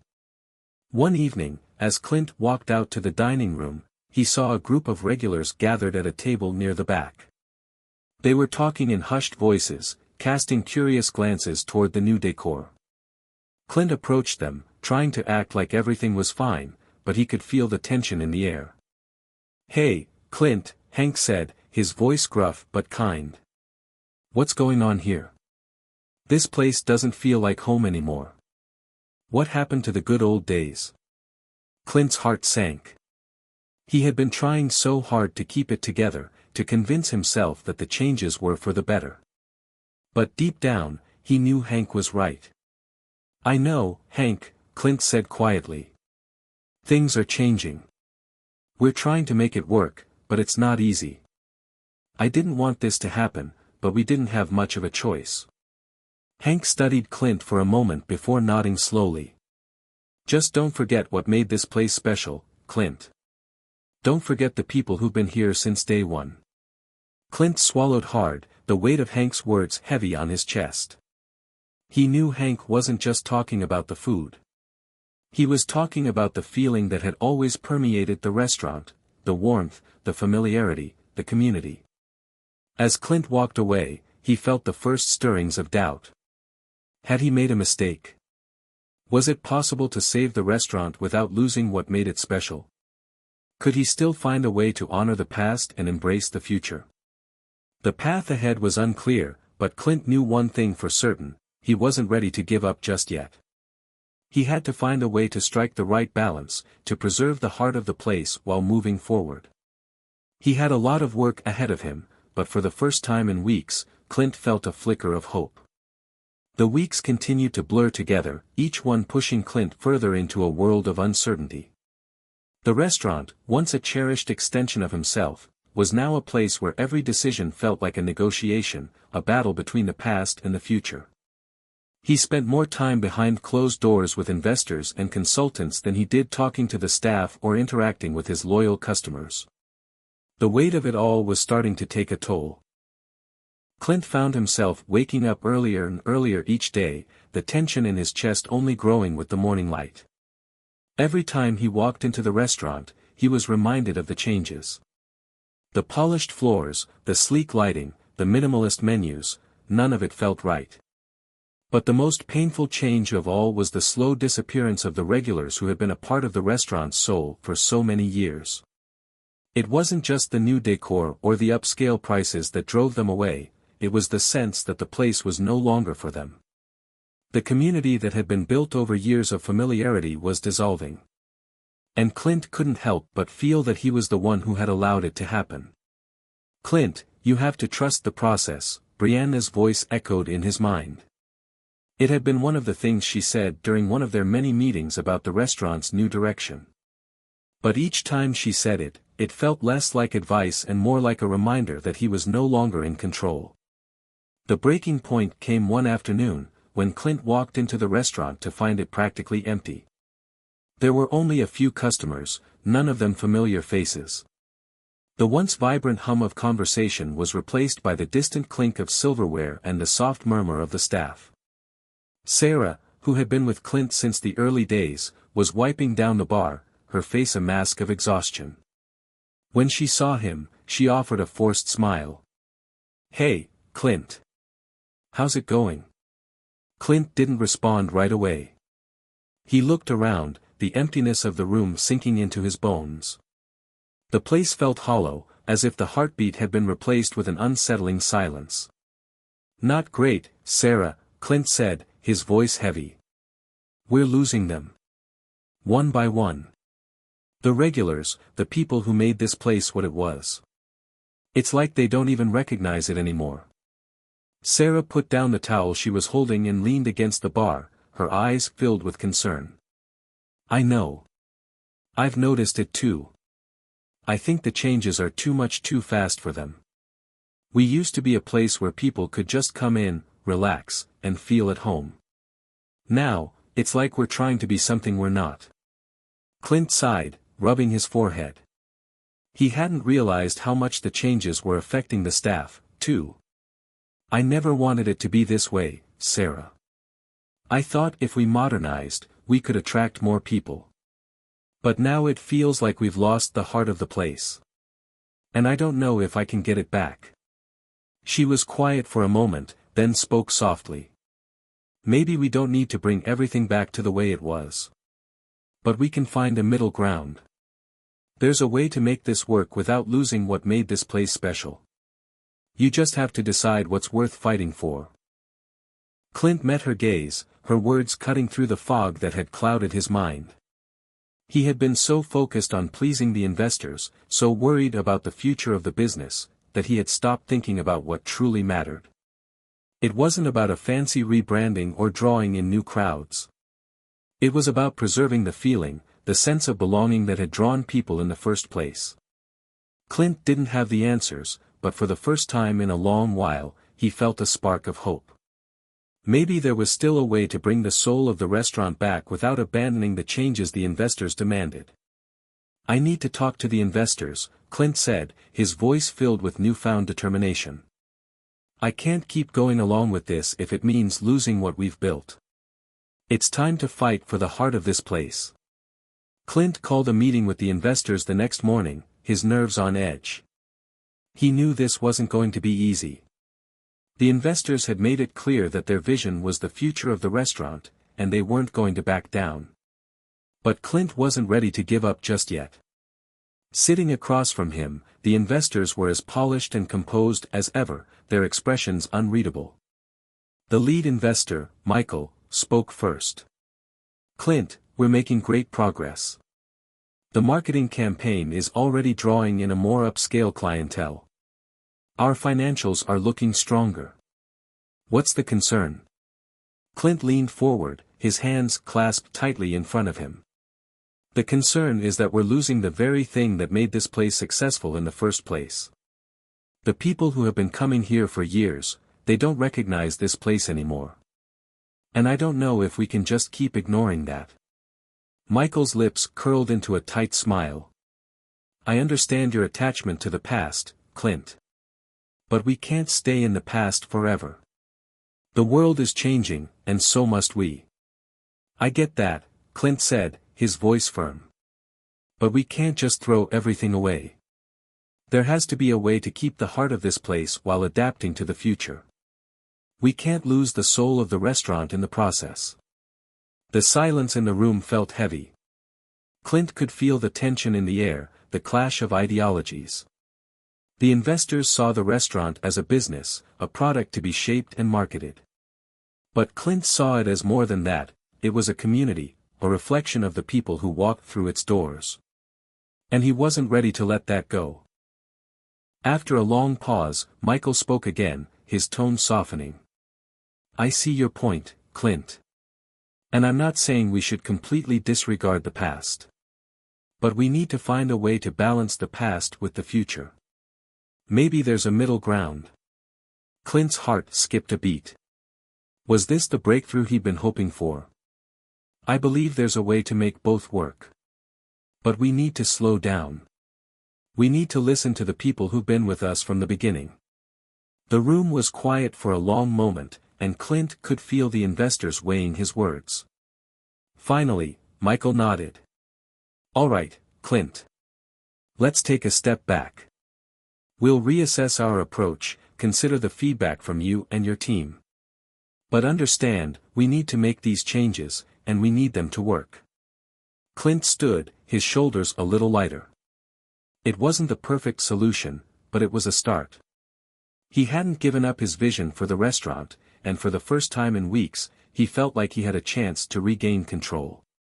As Clint left the meeting, he couldn't help but feel a spark of hope rising within him. The future was still uncertain, but for the first time in a long time, he felt like he was ready to fight for what mattered. It was time to find that balance. The days following the meeting with the investors felt like a breath of fresh air. Clint didn't have all the answers yet, but for the first time in a while, he felt like there was a chance to restore the heart of his restaurant without completely disregarding the future. He had managed to convince the investors to take a step back, to reassess their approach. But now the real work began. The first thing Clint did was gather the staff. He wanted to hear their thoughts, their concerns. After all, they were the ones on the front lines every day, seeing the changes firsthand. They were the ones who knew how the regulars were reacting, how the atmosphere had shifted. They understood the heart of the restaurant better than anyone. The staff meeting was a mixture of optimism and uncertainty. Some of the employees were relieved to hear that Clint had stood up to the investors, that he hadn't simply rolled over and accepted the changes that didn't sit right with him. Others were more skeptical, unsure whether any real changes would come of it. Clint stood in front of them, his voice steady but filled with passion. I know the last few months have been tough. We've all felt the changes, and we've all had to adapt. But I want you to know, I'm not giving up on this place. This restaurant is more than just a business to me. It's our home, and it's the community we've built together. He paused, letting the weight of his words sink in. The room was quiet, everyone listening intently. I've spoken with the investors, Clint continued. And I've made it clear that we need to find a balance. We can't lose what made this place special, but we also have to evolve. We have to stay true to our roots, but we can't ignore the realities of the market. There was a murmur of approval from the group, but Clint could see the wariness in their eyes. They'd heard promises before.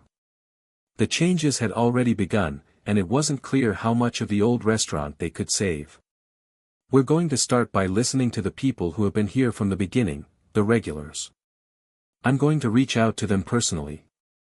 And I want you all to keep talking to them, too. I need to know what they miss, what they feel we've lost. Sarah, who had always been Clint's sounding board, raised her hand. And what about the changes we've already made? The new menu, the decor. Are we going to scale back on that? Clint thought for a moment before answering. We're going to keep some of it. The new menu items that are working, those will stay. But we're going to bring back some of the classics.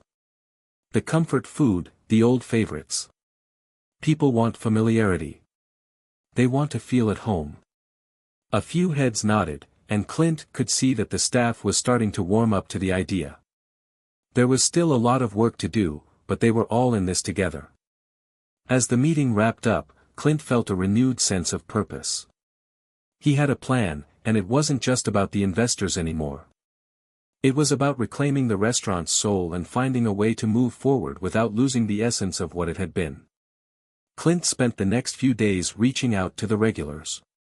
Some of them, like Hank and Marcy, were more than happy to meet with him.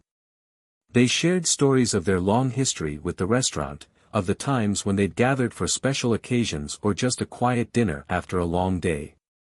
They spoke of the old days when the restaurant had a certain warmth to it, a sense of belonging that was now missing. "Clint, you've always known how to make people feel like family," Hank said one afternoon as they sat in a booth, nursing cups of coffee. "Don't lose that. That's what kept us coming back all these years." Clint listened carefully, taking notes, internalizing the feedback. It wasn't just about the food, it was about the experience. The way the restaurant had made people feel. It was the personal touches, the small conversations with the staff, the familiar faces that made the place home. After a few days of talking with regulars, Clint realized that there was one thing that stood out more than anything else: the restaurant had always been a place of comfort. It wasn't just about high-end cuisine or cutting-edge trends. It was about community, familiarity, and good food that made people feel at ease. He knew that the key to making this work was finding a way to bring that comfort back, without sacrificing the necessary changes for the future. It wasn't going to be easy. The investors had their own vision, one that leaned heavily toward modernization and attracting a wealthier clientele. But Clint was convinced that he could find a middle ground, a way to blend the old with the new. Brianna, who had been more or less quiet in the meetings lately, came to Clint's office one afternoon, a stack of papers in her hands.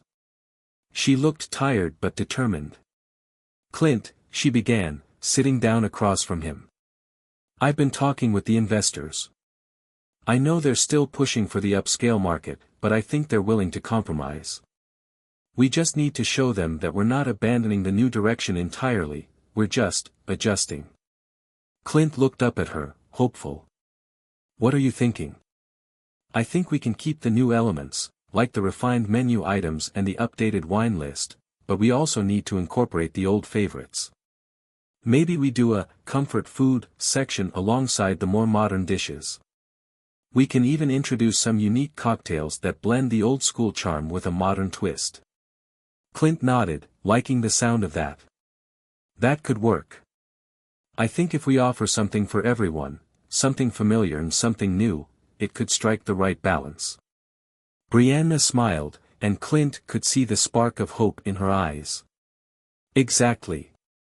We can use the new decor to elevate the ambience without making it feel like a different place entirely. And we need to emphasize the personal connections with our customers.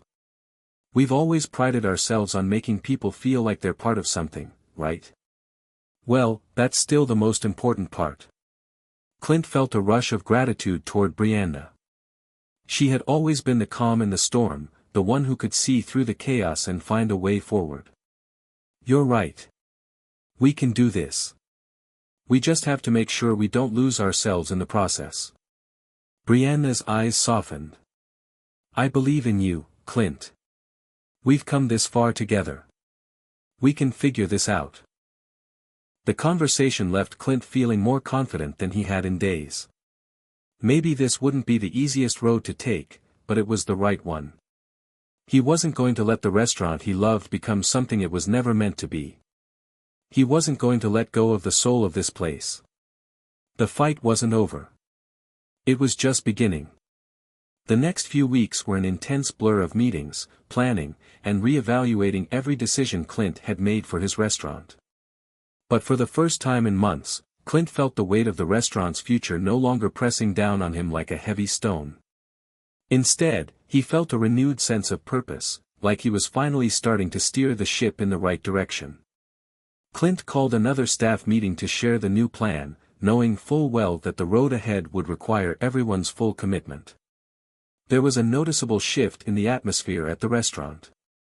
The staff, once skeptical and weary, seemed to feel the energy shift too. The air was filled with a new sense of hope, an excitement for what was to come.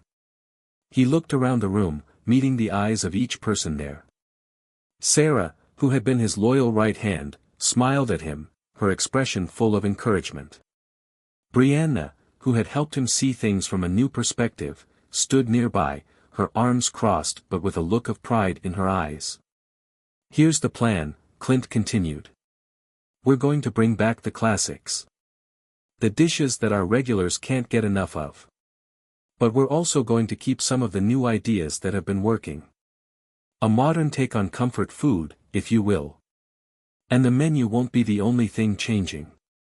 We're going to bring back the warmth, the community feeling. We'll host events to bring people together, to make this a place where people want to be."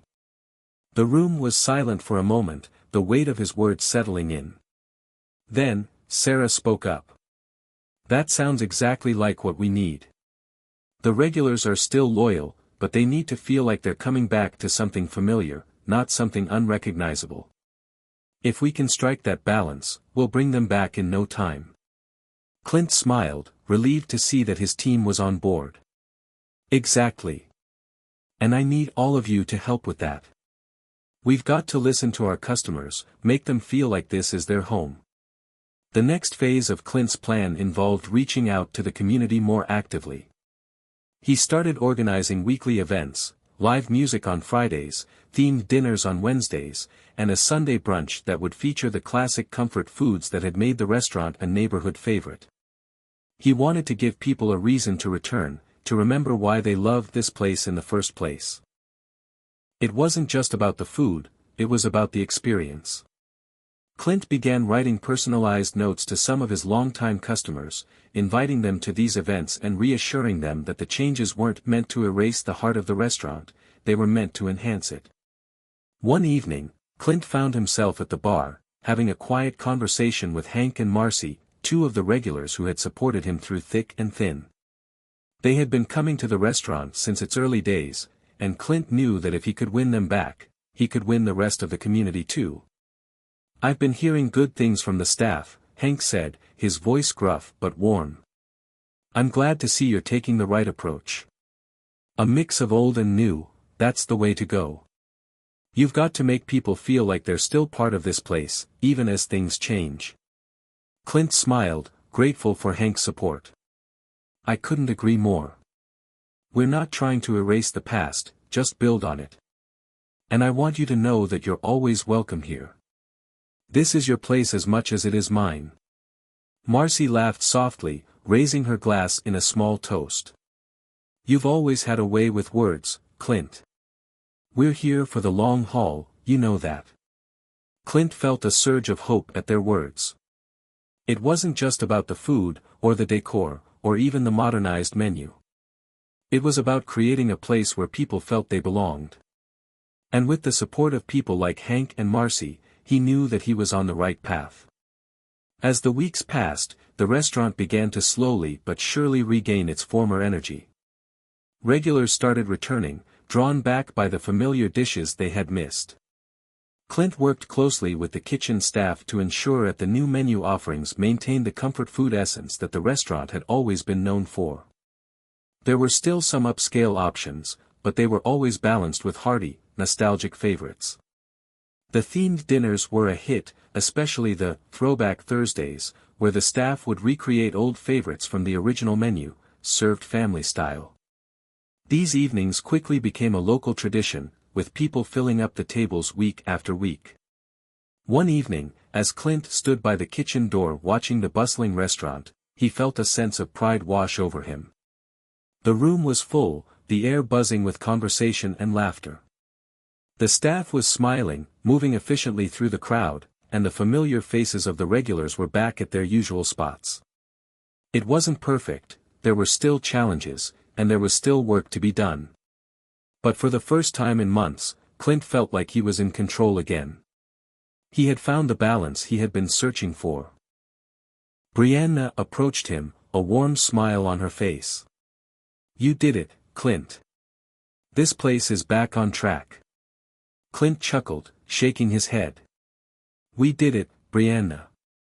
All of us. I couldn't have done it without you." Brianna nodded, her eyes glinting with pride. We just needed to remember what made this place special in the first place. People don't come here for fancy decor or the latest trends, they come for the atmosphere, the food, the feeling that they're part of something. Clint smiled, his heart full. Yeah. They come for the heart. Just then, Sarah walked by, a tray of drinks in hand, and gave Clint a quick nod. Things are looking good, Clint. Really good. Clint watched as she moved through the restaurant, delivering drinks and chatting with the customers. He saw the way they smiled when she greeted them, the way they leaned in to talk to her, like they were old friends.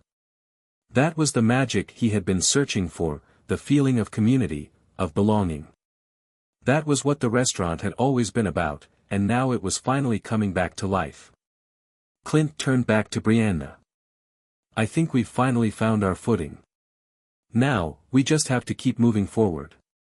As the night wore on and the last customers trickled out, Clint stood by the door, looking around at the now empty restaurant. It was quiet again, but this time it felt different. There was a sense of peace, of satisfaction, that he hadn't felt in a long time. He wasn't sure what the future would hold, but he knew one thing for sure, he had learned what truly mattered. It wasn't about trying to be something he wasn't or pleasing everyone all the time. It was about staying true to the essence of what had always made the restaurant great, community, comfort, and a place where people felt at home. And that, Clint realized, was the real recipe for success. The rhythm of success that Clint had started to build for the restaurant was finally in full swing. The buzz of lively conversations, the clinking of glasses, and the occasional burst of laughter filled the air on a Friday evening. The menu was finally a balance between the old classics and the trendy new items that appealed to the wider audience. The local community was returning, and the restaurant was humming again with that familiar sense of warmth Clint had fought so hard to reclaim. But just when things were beginning to feel stable, a storm was brewing on the horizon. The email had arrived early that morning, from none other than Brianna. Clint, we've just heard from the investors. They want to come in for a dinner tonight. A formal visit. It's urgent. We need to show them that the restaurant is back on track, but they're still questioning our direction. Please be prepared. Let me know if you need anything. Clint stared at the screen for a few moments, processing the words. The pressure hit him like a wave, washing over him and making his pulse quicken. He'd known this moment would come, the investors couldn't stay away forever. They were waiting for results, and now they were back to see if his plans had truly worked. The restaurant had improved, yes. But would it be enough? He rubbed his hand over his face and exhaled slowly. He wasn't going to let this moment define everything he'd worked for. Not after all the changes they'd made, not after all the tough decisions he'd fought for. With a firm resolve, Clint stood up from his office desk, ready to face what was coming. The evening had arrived. Clint had spent the entire afternoon pacing through the restaurant, double-checking every corner. The staff were ready, the food was on point, and the new cocktails were prepared. Everything was in place. He just hoped it would be enough to convince the investors. The doorbell jingled, and Clint turned to see Brianna and Sarah ushering in the group. The investors had arrived. There were 3 of them, Mark, the sharp-tongued head of the investment group, and 2 others, both high-powered businesspeople with reputations for being difficult to please. Good evening, Clint greeted them, forcing a smile onto his face despite the butterflies in his stomach. Welcome back to the restaurant. Mark, as always, was the first to speak.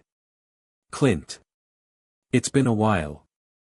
We're here to see if the changes you've made are really working.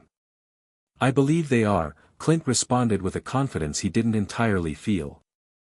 I've been listening to the feedback from both our regulars and our new customers. We've found a balance. Mark raised an eyebrow, clearly unconvinced. Balance, huh? You've had some time now, Clint. Let's see if it's all talk or if you've actually delivered. Clint nodded, willing to take the challenge. Tonight's meal will show you what we've accomplished. Please, sit, and let us do what we do best. As the investors took their seats, Clint glanced around the restaurant. Everything was in motion, the staff serving drinks, the sound of silverware against plates, the familiar murmur of conversation. He could feel the restaurant's heartbeat. This was the moment to prove that he hadn't just brought the restaurant back, he had reshaped it into something even better. But deep down, he also knew that this dinner, this one evening, might very well determine whether his vision would survive. The evening unfolded with tension lingering just beneath the surface. Clint watched as the investors sampled the food, his classics alongside the updated menu items.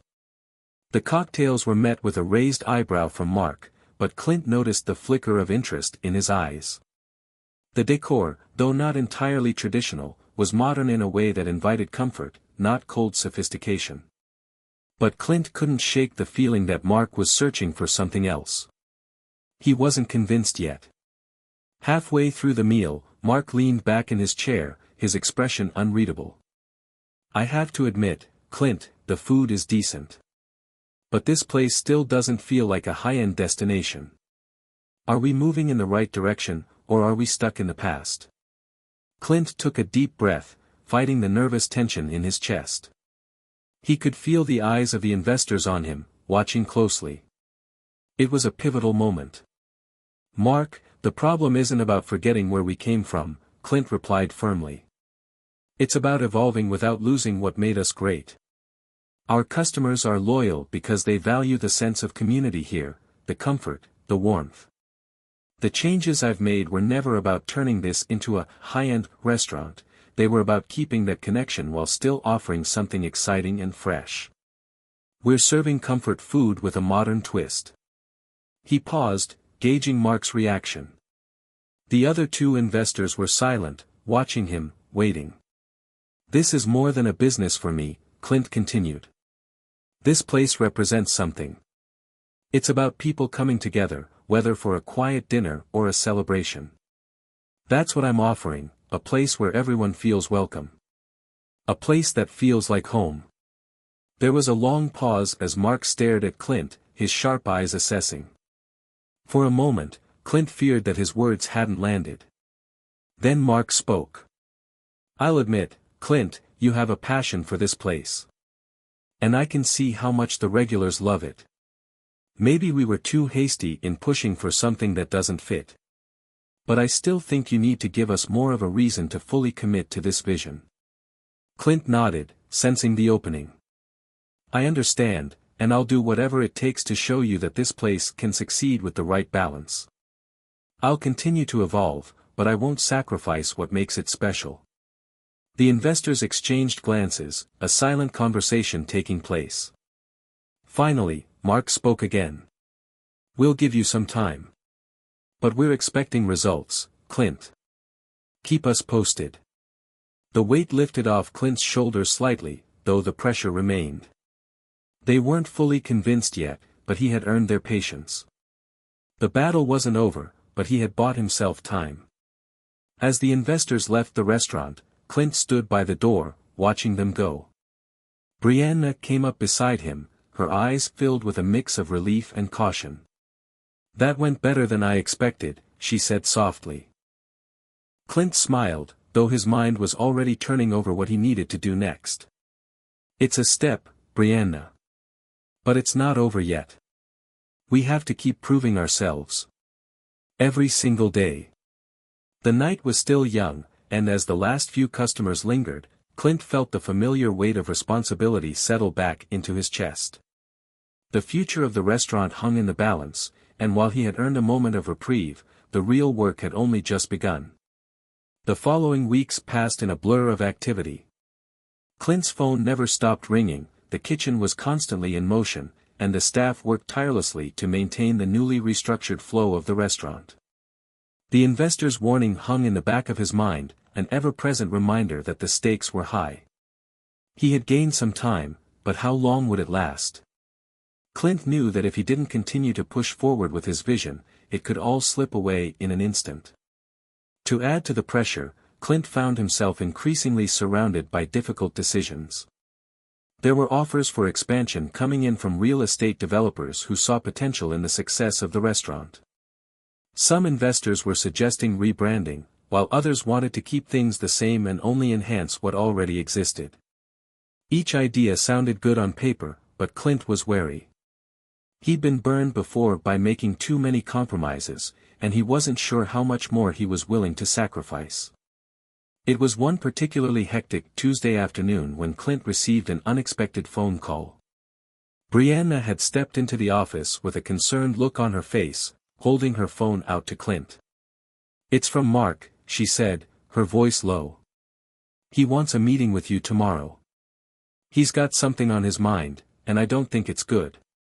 Clint frowned. "Is he asking for more changes? More pressure?" Brianna nodded. "I'm not sure." But the tone of his voice, it sounded serious. Clint rubbed his forehead, trying to shake off the sense of dread creeping up his spine. He hadn't expected Mark to reach out this soon after the last meeting. There had been some signs that the investors might be getting impatient, but this felt different. Mark didn't typically call for a meeting unless something major was at stake. "All right," Clint said, taking the phone from Brianna. "I'll call him back. Let's see what this is about." The next day, Clint sat across from Mark in one of the quiet, tucked-away booths of the restaurant. The lunchtime rush was dying down, but Clint still felt the tension in the air. Mark's expression was unreadable as he stared down at the menu, his fingers absent-mindedly flipping through the pages. Clint shifted in his seat, trying to gauge what was coming. "Clint," Mark began, finally breaking the silence, "I've been keeping a close eye on things here. I've seen improvement, no question. But, as I mentioned before, we're looking for more than just the basics. We need something that sets this place apart from the competition." Clint felt his heart rate pick up. He had heard this before. Mark was always pushing for something more, something bigger, and Clint had learned to tread carefully with his requests. "I'm listening," Clint said, trying to keep his voice steady. "Here's the thing," Mark continued, his voice calm but with an edge Clint didn't like. "We have another restaurant in the area that's been outperforming you by quite a margin. They're getting the attention we thought we would. And, frankly, they're catering to a higher demographic, which means more profitability. We need to do something big, something that will take us to the next level." Clint bristled, sensing where this was going. "What are you suggesting?" Mark leaned forward, his eyes narrowing. "We're talking about a full rebrand, Clint. A shift in the target market. We need to revamp the entire concept. We'll need to make it more upscale, more exclusive. You know, high-end dining, premium ingredients, a different atmosphere." Clint recoiled, his mind racing. He had worked so hard to bring the community feel back to the restaurant. He couldn't just turn it into another posh, pretentious place. That wasn't the soul of the restaurant. That wasn't why the regulars came. "Mark, I don't think you understand what people love about this place," Clint said, trying to keep his voice calm. "We've spent so long getting back to our roots, offering comfort, warmth, a place where people can just be themselves. I'm not sure that shifting to a high-end, exclusive concept is the answer." Mark gave a tight smile. "I get it, Clint. But you've heard the feedback. Customers want new, they want trendy, and they want quality. If we want to stay competitive, we have to adapt. This place needs to grow, and it needs to grow fast." Clint's stomach churned as he listened to Mark. He knew the investors had the money, the power, and the resources to push this change through. But was it worth it? Could he really change everything again just for the sake of profit? "I don't know," Clint muttered, more to himself than Mark. "We've just gotten things back on track. I don't want to lose what makes us, us." Mark's expression hardened, a flicker of frustration crossing his face. "I understand, Clint, but you're running out of time. We need to make decisions, big ones. If you're not ready to move forward, we might need to reconsider our involvement." The words hit Clint like a punch to the gut.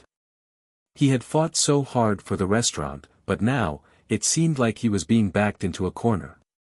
Either he adapted to the investor's vision, or he risked losing everything he'd worked for. Clint sat there, the weight of the decision sinking in. What was he going to do? Could he betray his own principles for the sake of keeping the restaurant afloat? "I'll need some time to think about this," Clint finally said, his voice steady but tinged with uncertainty. "This isn't an easy decision." Mark didn't respond immediately. He just stared at Clint, a look of impatience slowly creeping into his eyes. "Time's running out, Clint. I'll expect an answer soon."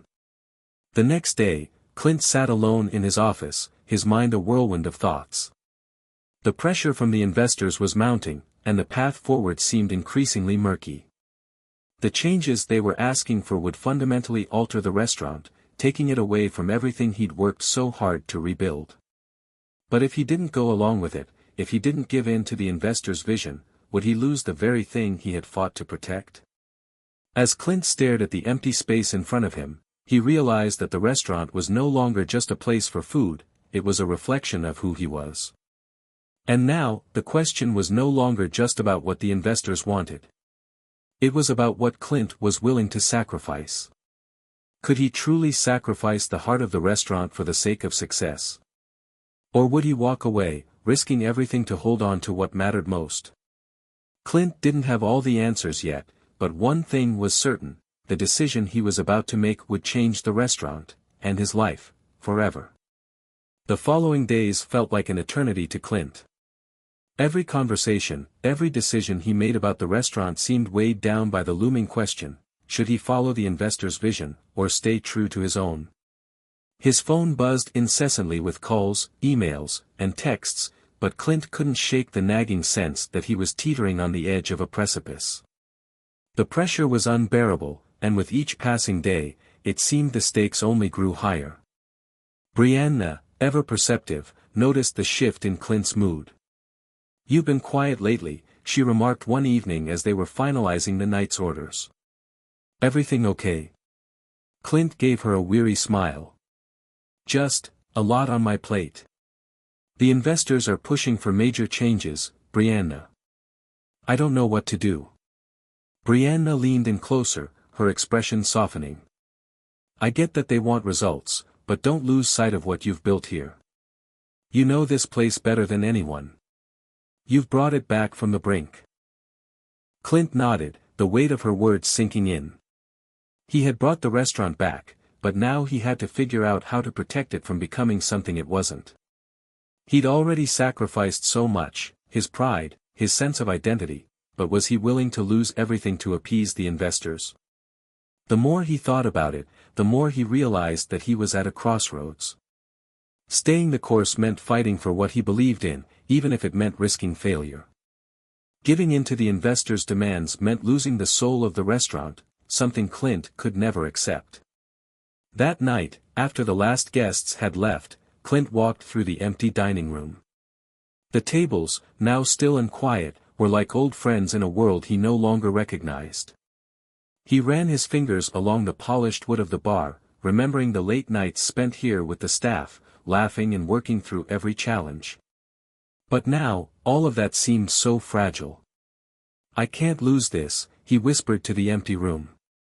The next day, Clint was sitting in his office, staring at the email from Mark once again. It was a reminder of the deadline, the moment he had to make his decision. He ran his hands over his face, feeling the exhaustion settle in his bones. "Clint," Brianna said as she knocked on the doorframe and entered the office. "They're expecting your answer, right? Have you decided?" Clint didn't answer immediately. Instead, he looked out the window, watching the world outside, where everything seemed so far removed from the chaos he felt inside. His thoughts turned inward. How did he get to this point? Was it possible to satisfy the investors without sacrificing the very thing that made the restaurant special? "I've been thinking about it all day," Clint said, finally turning his gaze to Brianna. "The investors want a change, something more high-end. But it's not what I envisioned. It's not what the customers expect.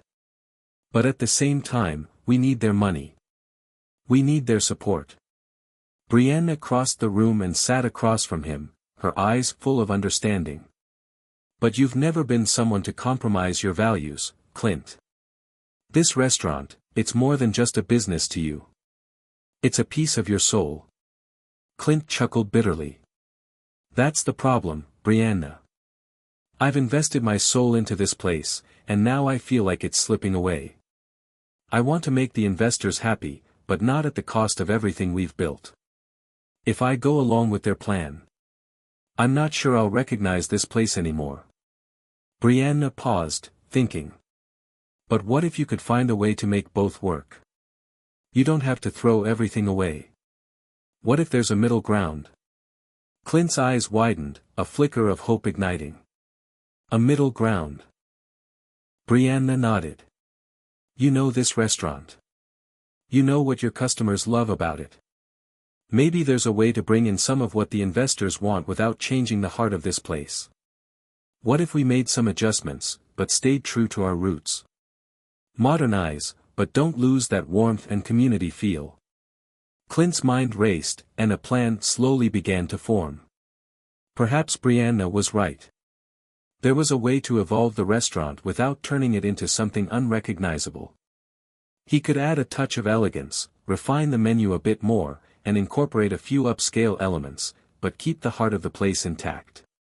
After all, the charm of the restaurant was in its authenticity.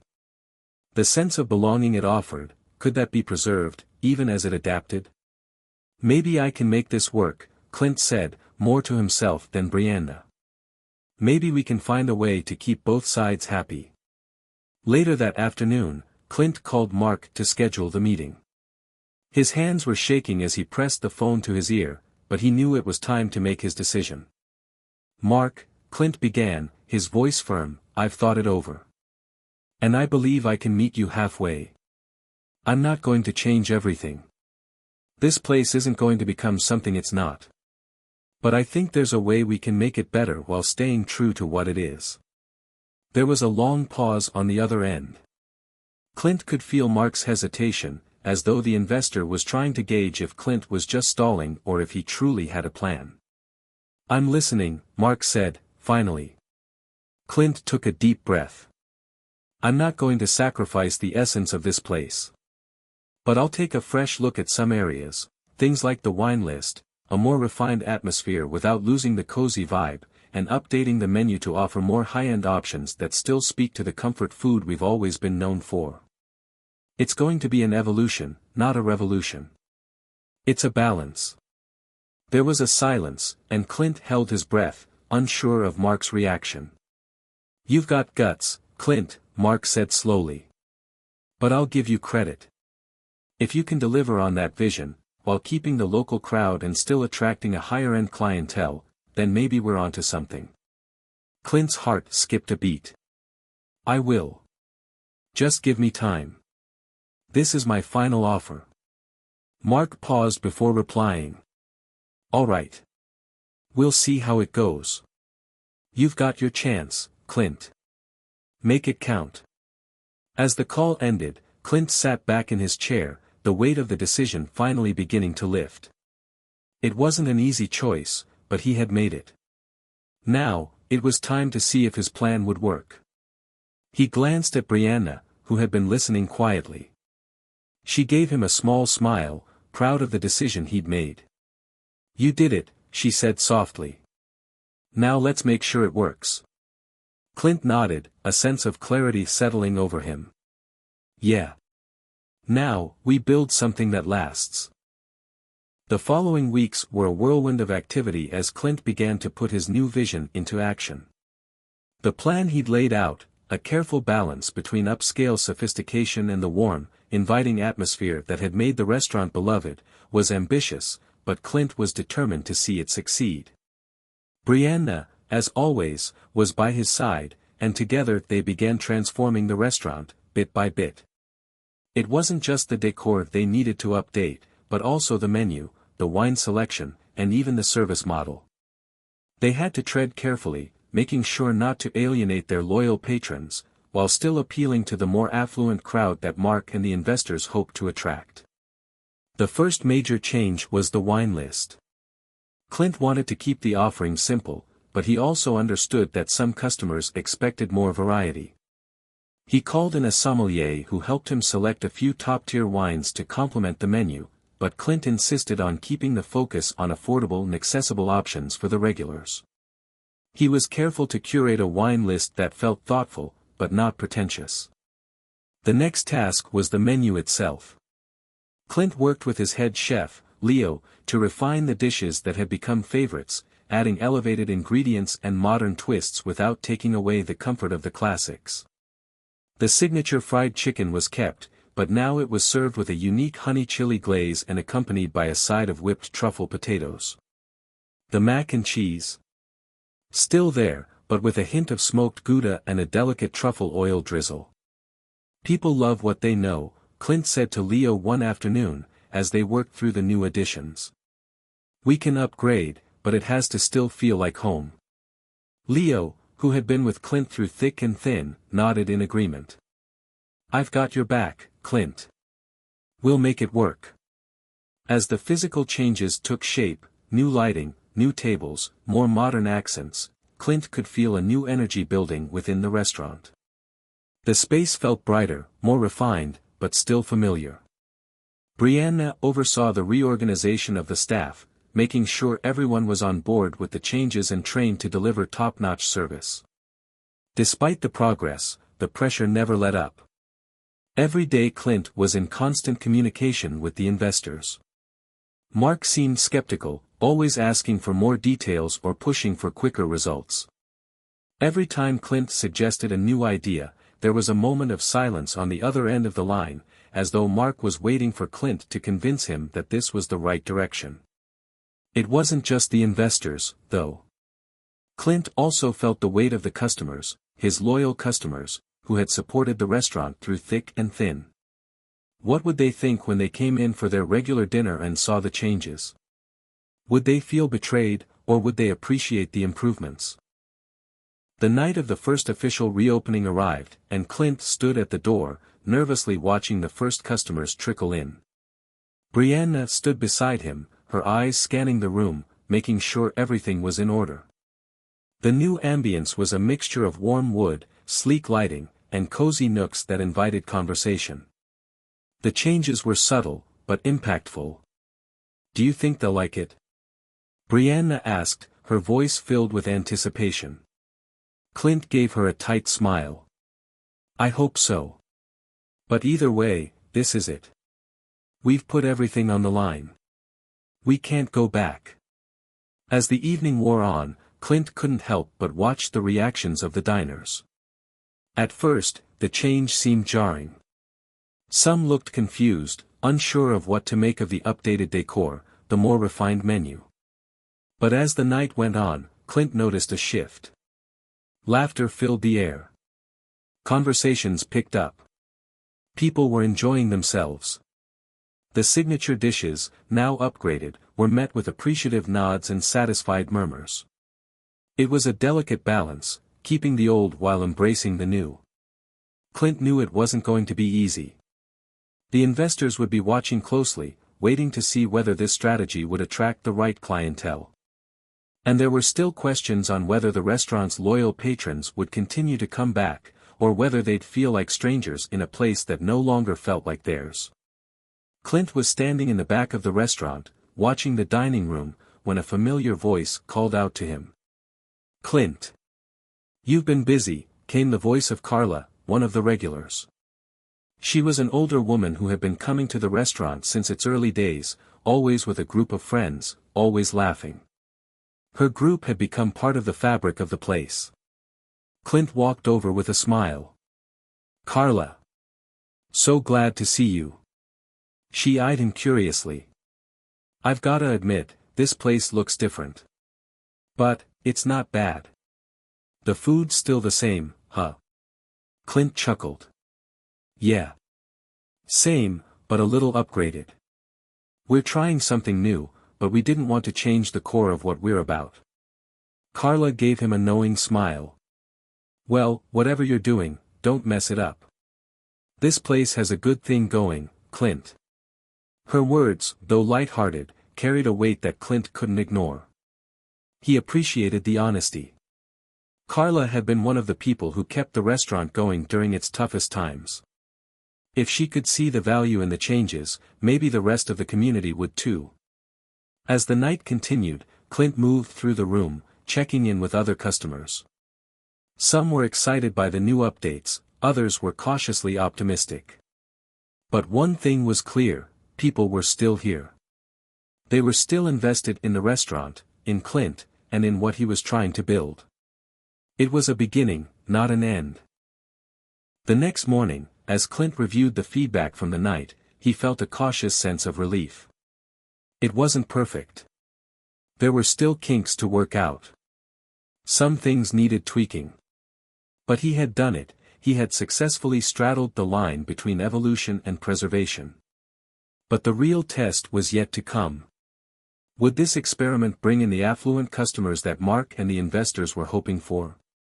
And would Clint's loyal patrons continue to return, or would they feel that the restaurant had lost its way? As the days passed, Clint felt the weight of the decision he had made. Every new customer, every piece of feedback, every staff interaction was another test. The future of the restaurant, his future, was still in the balance. And yet, despite all the uncertainty, Clint couldn't help but feel a renewed sense of purpose. He was building something new, something that honored the past but looked toward the future.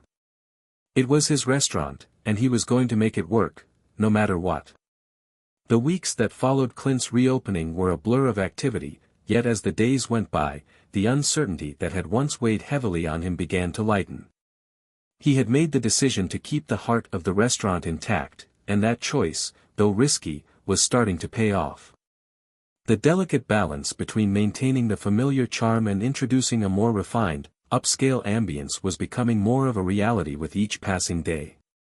The community had started to embrace the changes, though it was clear that Clint's steadfastness had been tested at every turn. Even with Mark and the investors keeping a watchful eye, Clint knew that the true test lay not in pleasing them, but in staying true to what the restaurant had always been, a place that was as much about the food as it was about the people who walked through its doors. One evening, as Clint stood at the bar, watching the familiar faces of his patrons enjoying their meals, a feeling of gratitude washed over him. The restaurant had come through one of its most tumultuous phases. The food, the service, and the energy of the staff were all thriving, but what meant the most to Clint was the sense of community. This restaurant wasn't just a business, it was a testament to what people could build when they worked together. Brianna approached him, her eyes twinkling with excitement. "We've done it. I think we've really done it." Clint turned toward her, leaning on the bar, and let out a long breath. "I think so, too. It's not perfect, but it feels right. We've found a way to evolve, but still keep what's important." Brianna's smile widened. "You should be proud of yourself. This wasn't easy, and yet here we are. You've pulled it off." Clint's gaze shifted to the dining room, where the hum of conversation filled the space. It wasn't just the upscale patrons who had started to trickle in, the familiar regulars were still there. In fact, some of them had brought new faces along with them, curious friends who wanted to see what the new changes were all about. It was exactly the mix Clint had hoped for. "You know," Clint said, his voice softening, "it wasn't just about making the restaurant more profitable. It was about making it sustainable. Making it better for the people who've supported us. I don't think I could have done that if I didn't listen to my gut." Brianna nodded in agreement. "It's why people connect with you, Clint. You've always been about more than just the food. You've made this place feel like a second home to so many." As they spoke, Clint noticed a few new faces in the crowd, more high-end customers, people who might not have even considered walking in the door before the renovations. The wine list was being explored more than ever before, and dishes like the truffle honey chicken and the revamped mac and cheese were garnering rave reviews. The investors were starting to see the numbers climb, and with it, came a sense of validation for Clint. But the real satisfaction for him came from the feedback that wasn't on spreadsheets, the smiles, the laughter, the sense of community that had been so carefully preserved. Then, unexpectedly, Mark showed up. Clint wasn't sure what to expect, but when the investor walked in with a briefcase in hand and a serious expression on his face, Clint's heart skipped a beat. "I didn't know you'd be stopping by tonight," Clint said, trying to mask the unease in his voice. "Is everything okay?" Mark glanced around the room, his eyes scanning the newly designed space, before fixing Clint with a sharp look. "I've been hearing good things. A lot of good things." Clint nodded, unsure of what Mark was getting at. "I hope they're true." Mark paused, as though weighing his next words. "I've been skeptical of your vision from the beginning, Clint. But I have to admit, you've done it. You've balanced the upscale appeal with the essence of this place. It feels authentic. More importantly, the numbers are there." Clint's breath caught in his chest. "So, you're saying this is working?" Mark cracked a smile, something Clint hadn't seen from him in a long time. "It's working. You've proven that it's possible to take something old and make it new without losing its soul. The investors are happy, and you've managed to keep the integrity of the restaurant intact. That's not easy." Relief flooded over Clint, but he couldn't help but feel a sense of pride at the praise. The weight of the last few months, all the sleepless nights and tough decisions, had led to this moment. It wasn't just about the approval of the investors, it was about preserving what mattered most to him, the community and the sense of belonging that had always been at the heart of the restaurant. "I appreciate that, Mark," Clint said. "But this place isn't just about the food or the investors. It's about the people who come in here, night after night, and make it their own. That's what's always mattered to me." Mark regarded him silently for a moment, and then his expression softened. "I get it. And you've managed to keep that. But I'd say you've done a good job of making sure it stays profitable, too." Clint smiled, feeling a weight lift from his shoulders. "Thanks. I think we've found a way to make it work." As Mark left, Clint stood in the middle of the bustling restaurant, surrounded by the people who had helped him get here, Brianna, Leo, the staff, and the loyal customers who had stuck by him through every twist and turn. He realized that no matter how hard the journey had been, it was all worth it. The challenges, the hard choices, the endless nights, it had all led to this moment of success. But beyond the accolades and the praise, Clint understood something far more valuable. He had taken a risk, trusted his instincts, and in doing so, had preserved the very thing that made the restaurant special. And in the end, that was all that truly mattered. As the night wound down and the last customers left, Clint stood by the door, his heart swelling with gratitude. Brianna came up to him, her arms folded across her chest, a look of pride on her face. "You did it, Clint," she said softly. "You didn't just save the restaurant. You saved the heart of it." Clint smiled, his heart full. "We did it. Together." And with that, he knew he had not only built a future for the restaurant, but had redefined what it meant to be successful. It wasn't just about profits or accolades, it was about holding on to the values that mattered, and creating something lasting, something that would endure for years to come. And in that moment, Clint realized that he had truly won. Hit subscribe and leave a comment with where you're watching from. This story might just spark a new beginning. What's one thing that always pushes you forward, even when things get tough?